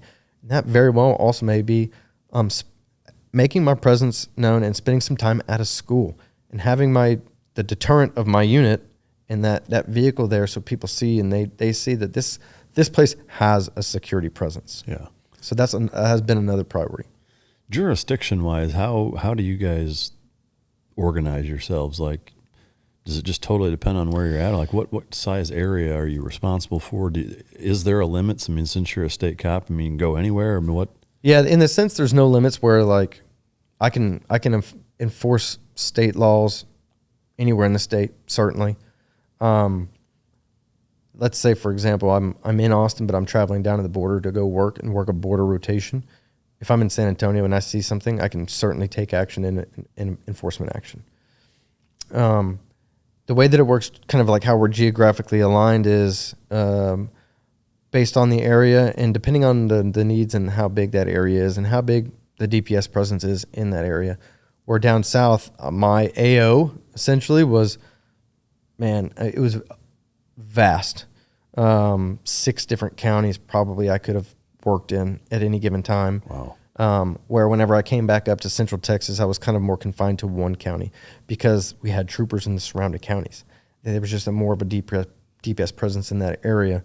So I didn't really need to get into their areas if I didn't have to. If something took me over there, I could still, of course, do my thing. Yeah. And that happened.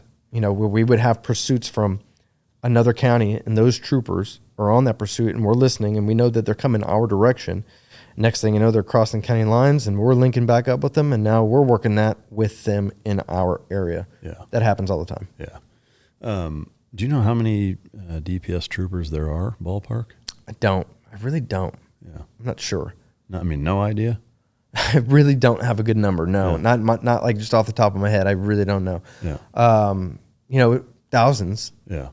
Certainly. Yeah. All over Texas. Sure. That's another part of our function, is we have such a big state that we have a law enforcement presence in very, very rural areas of Texas, where sometimes they only have like a city marshal, like maybe one law enforcement personnel in that whole area, where now you can have a trooper there and he can assist. And then in those areas, those troopers actually end up finding themselves doing a lot more. Yeah. They'll respond to domestics and stuff like that, where that's not traditionally what a trooper would do. Yeah. But they do in some of those areas.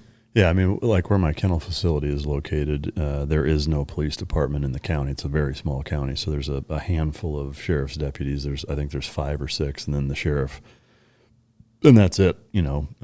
So there's, I wouldn't say a heavy DPS presence, but you definitely see them, rolling through there pretty regularly, doing all manner of different shit. Exactly, kind of what you're saying. When you spent time back up in Austin just doing the normal DPS thing after your time down at the border, is there crazy high-speed chases you got into there, or what's something you can share from there? Yeah, sure. Kind of a funny one. I got one in the Austin area, and some of these agencies have no pursuit policies, or they're very restrictive on their pursuit policy, where DPS traditionally is.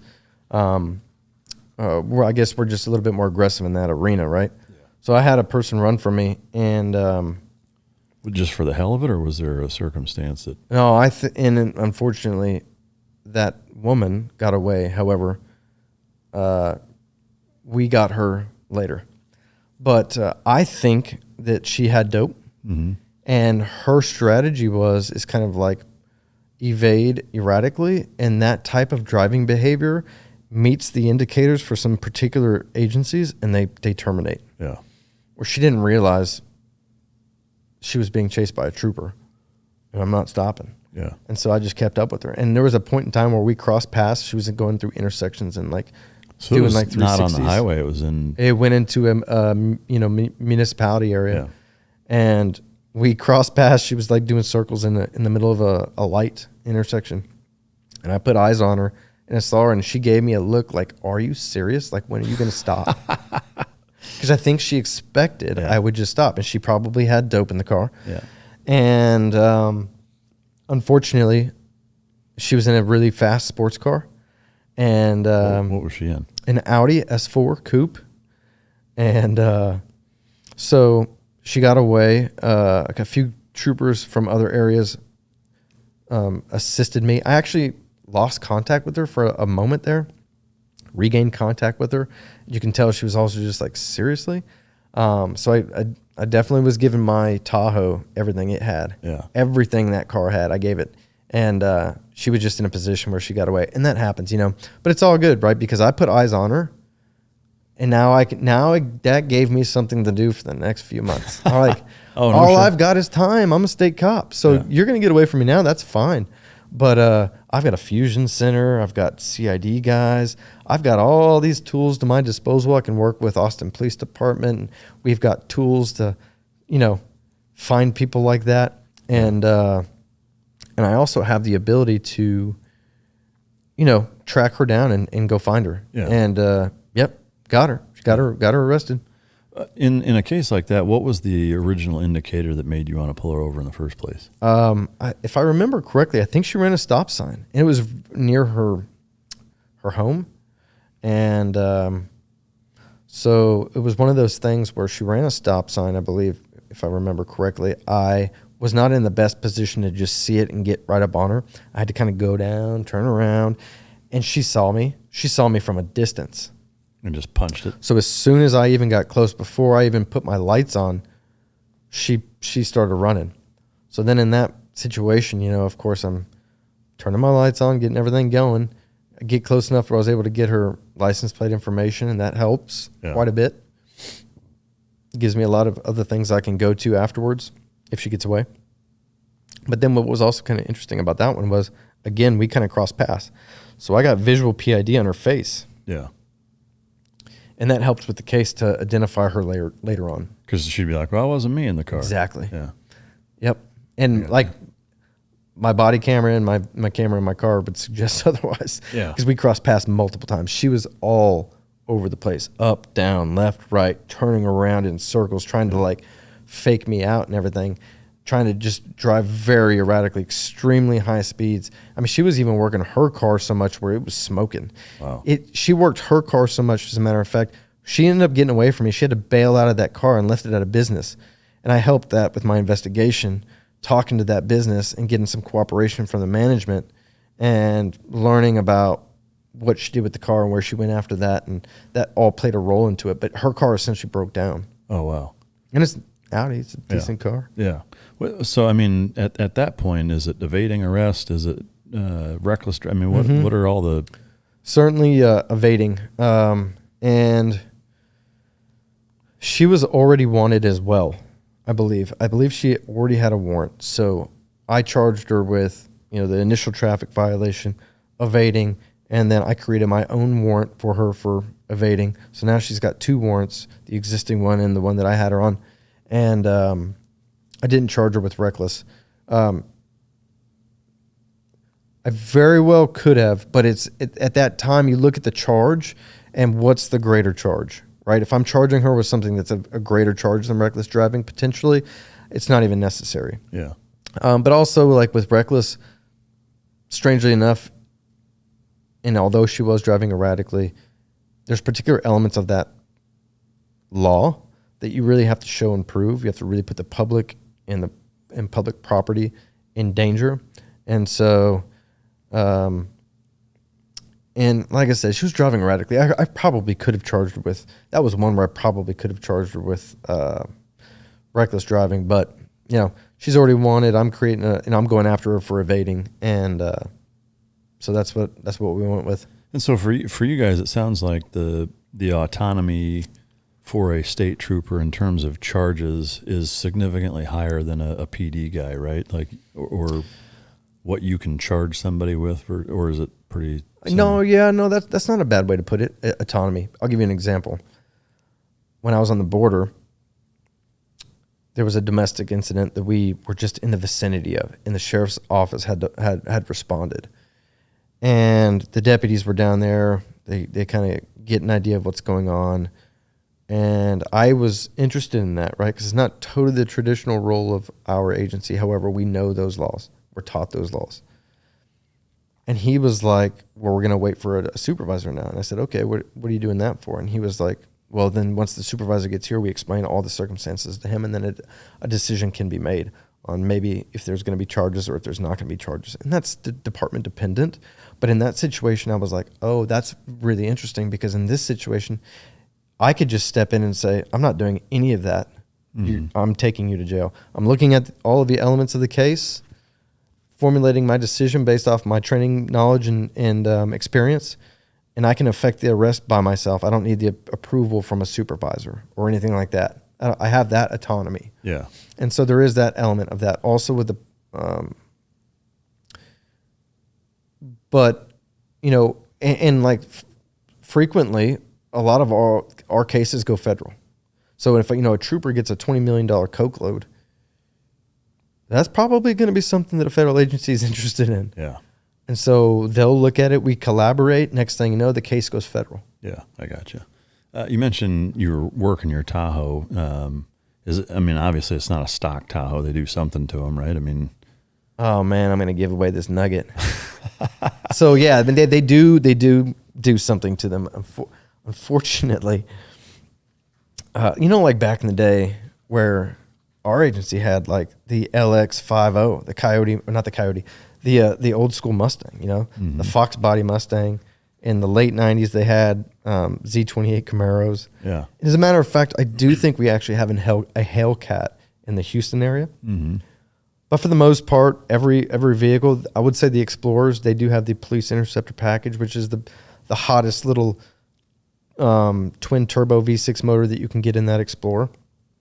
And which is what, the same as a Raptor? They're pretty quick. No, it's the the EcoBoost twin turbo, where you're going to get, it would be the same engine that I think you would get in the F-150 EcoBoost V6. I mean, that's what the V6 Raptor is that. It's the 3.5 liter EcoBoost. I mean, now they have the Raptor R, which is the V8, but right, the standard Raptor is, it's 3.5 liter EcoBoost. It's 450 horse maybe. I think they tuned that one up. The Explorer's not that fast. I can guarantee you that. I'm a car guy myself. I heard you're a car guy. Yeah. But I had a 5.0. I had a Coyote Mustang with a 5 liter, you know, big Ford fan and big, actually completely separate all this automotive enthusiast. But no, the Explorer, it's just I think it is a 3.5 liter. Yeah. But it's not tuned like the Raptor. And the Tahoes are lowered. Oh, okay. So it helps with the maneuverability and everything, but it's the 5.3. Yeah. And it's a dog. I mean, are they governed? I mean, can you do 155? Yeah, you can go pretty fast. Yeah. You can go, I think the fastest I ever got with mine was, and it wouldn't go anymore. Like, it ain't going nowhere.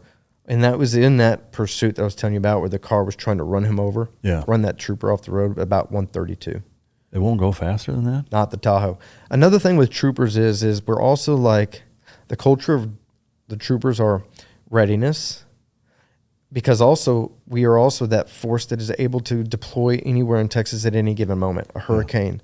I helped out in Rockport whenever the hurricane came through and completely devastated Rockport. I spent a week over there because those PD officers, their houses were gone. Yeah. So they were getting their lives together. And in that situation, you can institute us, and we can take over the city policing while they get their lives together. So we have to have our vehicles. What I'm getting at is loaded the fuck. They're out. Loaded the fuck down. Yeah, I got you. So I mean, you got to have like your go bag is your go truck. Like I mean, it's a go truck. You got to be ready to do fucking everything. Yep. Yeah, that's wild. And we've got, multiple weapon systems, spikes. There's interdiction tools, scopes. There's troopers who have scales to weigh loads. Yeah. A lot of heavy equipment. Yeah, that's wild. I mean, it's a fascinating profession. I mean, the state trooper in any state seems like they're always regarded as like that notch above. I know, growing up in Iowa, the Iowa State Patrol, like those dudes were fucking like. And you see it similarly, like there just seems to be a higher standard, and I'm not knocking regular PD guys, but it just seems like every state trooper, no matter what state, like you look at them and they just walk fucking different, they look different, like they just carry themselves with a different air, it seems like to me, Yeah, and I would also say, and I feel good about this, is like with our agencies, it's a higher degree of professionalism and integrity. There's no room for bullshit. Yeah. In our agency. I mean, we represent the state across the entire state, all different walks of life, all different types of cities. I think we've got some of the highest levels of integrity.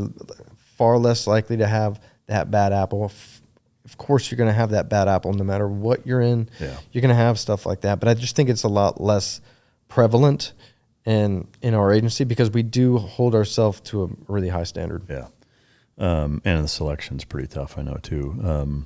I know you can't get into what you're doing now. I am curious, like culture-wise within your organization, how big of a role do politics play, if at all? Like, do they tell you guys, leave politics the fuck out of it? I don't want to know where you stand. Like, does that play a role? Yeah, we can't. I mean, we are kind of.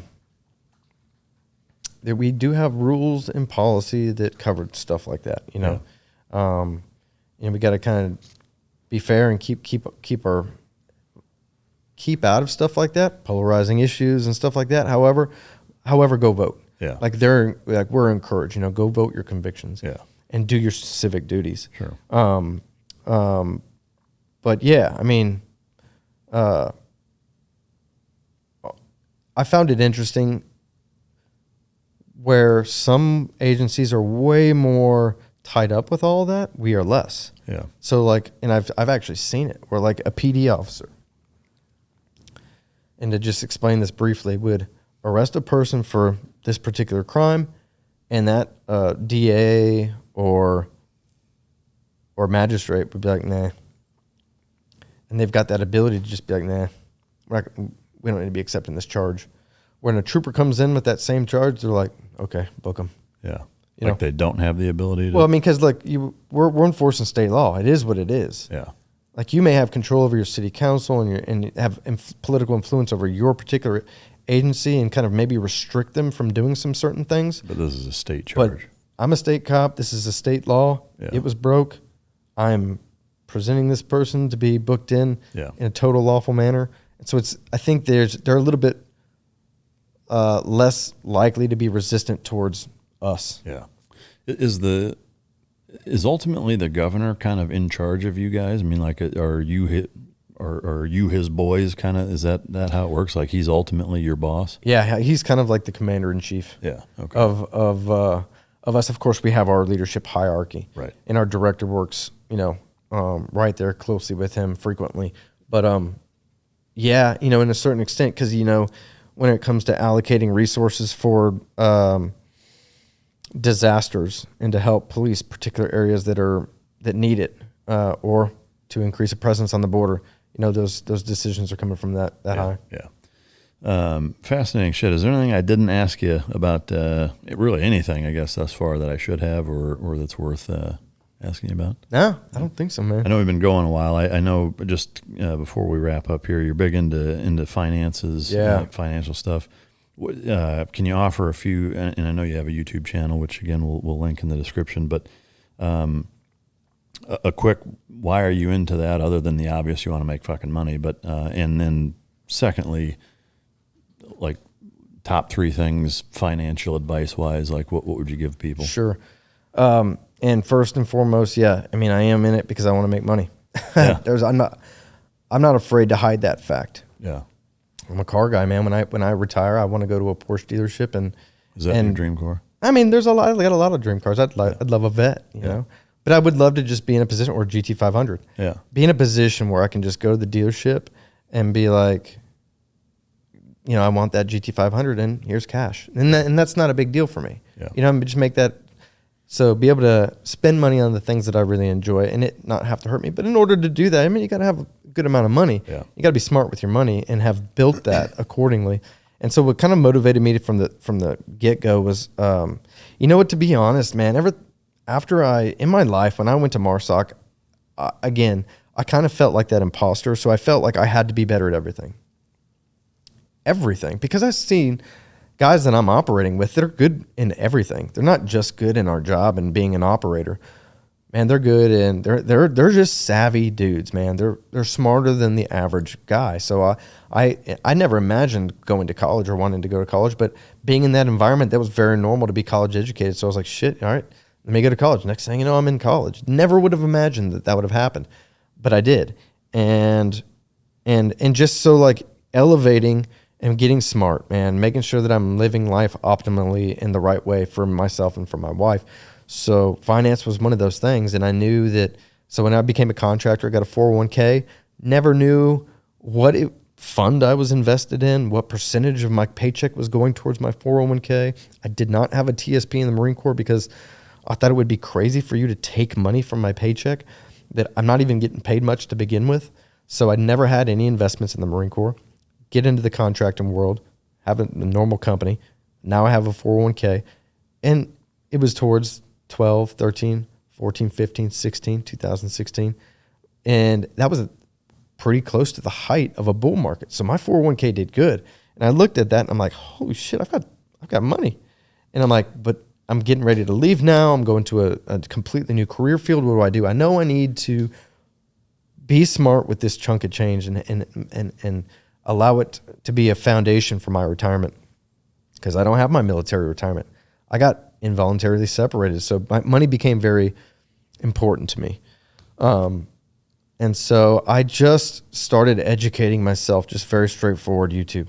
I just started looking at the stock market, intrigued me, and so I started learning how to invest in the stock market and made some mistakes along the way and ultimately kind of formulated an approach to investing that I think is perfect for me in my situation and really for most middle class Americans. I understood that people get wealthy a few different ways in America: real estate, the stock market, and like if you're a business owner and you can kind of create your own destiny like that. That's really it, though. That's where the majority of wealth in America comes from. And the stock market's been a big part of that since the beginning of time. And we have a lot of economic issues and geopolitical issues that constantly put the stock market in flux. Dude, such has been the issue since the beginning of America. Yeah. However, throughout all of that, the stock market has always gone up. Some people are speculative and they think that it's like a gamble. But if you do it right, I would argue that it's not a gamble and you don't have to be risky. You can do it very conservatively. And a lot of that information is open source. It is out there. And so I educated myself on it. And I don't do really anything short term. I'm not day trading.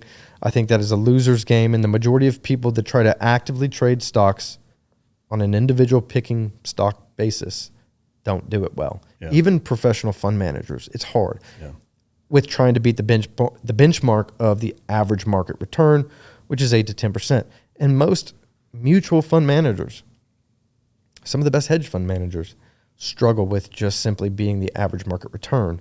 But the potential there and the prospect is, well, maybe I can get a 20% return, 50% return. So I invest in individual stocks, but I'm buying companies like the Warren Buffett style. So I'm looking at good quality companies that are cash flow positive, so they've been around a while. Like when a new company gets a lot of hype because they've got some awesome product that's just all over the news, and people ask me, are you going to invest in that? And I'm like, hell no. It's a brand new company, man. I mean, just because it's got a good product doesn't mean that the management knows how to run a company. Yeah. Like you got to give the company some time.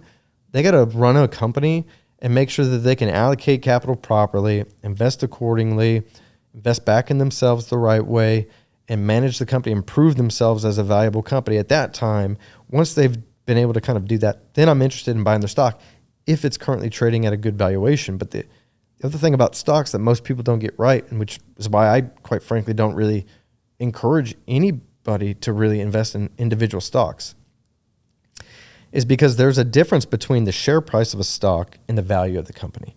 It's like buying a Ford Raptor or GT500. These cars have markups, dealer markups. The car's worth 80 grand. The dealership's selling it for 120. Do you want to buy something that is worth 80 grand for 120? It's the same thing for a stock. You could look at a stock of a company and it's trading for $300 a share.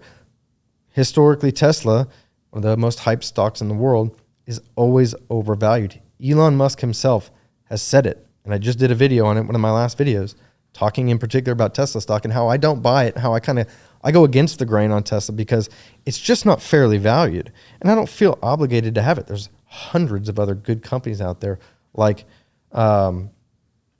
and so I'll go into the one individual stock that I would say that I think most people probably should consider, and that's Berkshire Hathaway.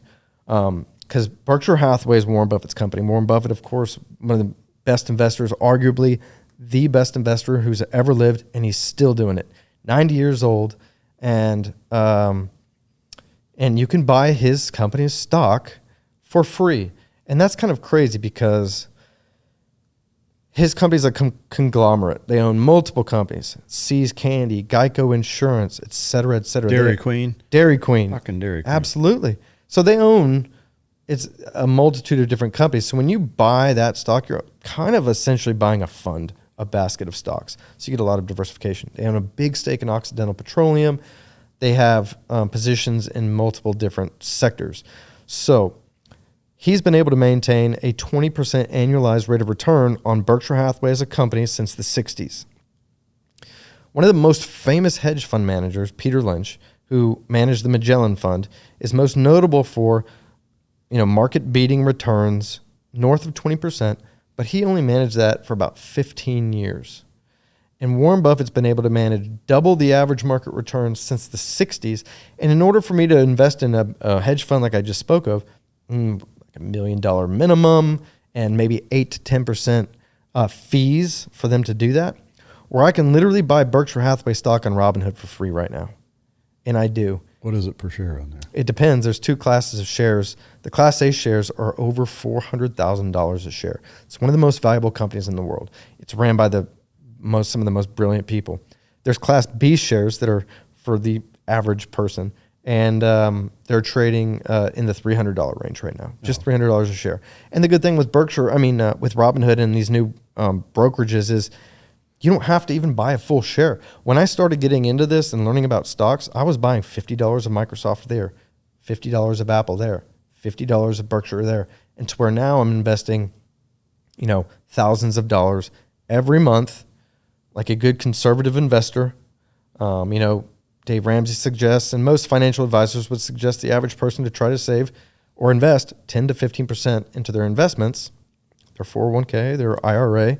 And I'm kind of more along the lines of, nah, man, I don't even want to have to rely on Social Security. That's relying on the government. We all know how the government functions. Yeah. It's not going to be around when you and I retire. I want to be able to be self-sustainable, take my own retirement into my own hands. So I invest more like 40% of my average take home into my investments every month. And so I'm very aggressive with that, frugal spending, try to be conservative, live below my means.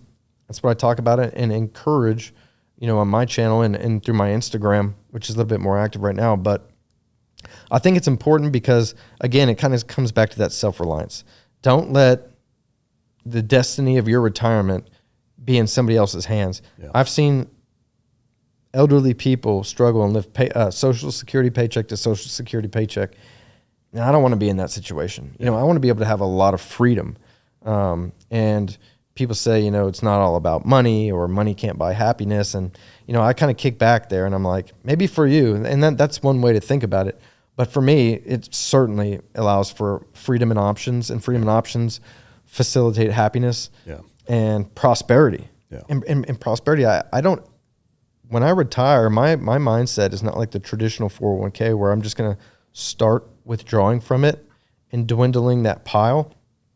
I want to continue investing because I know that time is the most important aspect of investing in compound interest. So the longer that I can invest, the better, and the more prosperity and wealth that I'll be able to build. So that's what's really important to me. Yeah. No, you're obviously knowledgeable on it, and it's cool to see, the path that you've taken in life and now your passion for that. It's awesome. Anything else you want to talk about before we wrap it up here? Oh man, that's it. I think we've covered everything. Yeah. I do have a couple of parting gifts in true fashion with Mic Drop. Thank you. Go ahead and open those up. One's pretty self-explanatory with the of course challenge coin, and then badass. The other one is Champion Choice Silver and John Johnston hooking all the guests up with. Man, so, thank you. Yeah, that is awesome. Yeah, it's good stuff. So the cursory Mic Drop very buckle. Texas. So very Texas. Love it. Yeah. Throw that on with your uniform, right? Hell yeah. Hell yeah, brother. Yeah, you couldn't do that, could you? No, I couldn't. I couldn't. Yeah, awesome stuff. Well, I tell you, man, you've lived a hell of a life. Your journey is truly fascinating. I mean, you've done so many different things, and I think we've been pushing 4 hours here, and I feel like I could talk to you for 4 more, no problem. But I just want to thank you for your service, in your continued service to the great state of Texas. And just everything that you've done, and for taking the time to share your story. It's a great one, and I have no doubt that the listeners will find it fascinating and enjoy it. So thanks for coming. Thank you, man. I'm humbled to be here, and thanks for what you're doing. With this podcast, and giving people a community to follow. Yeah, it's an honor to do it. So for the listener, again, thank you for your support, show after show. We can't thank you enough. If you didn't enjoy it, feel free to go choke yourself. And until next time, this is Mic Drop.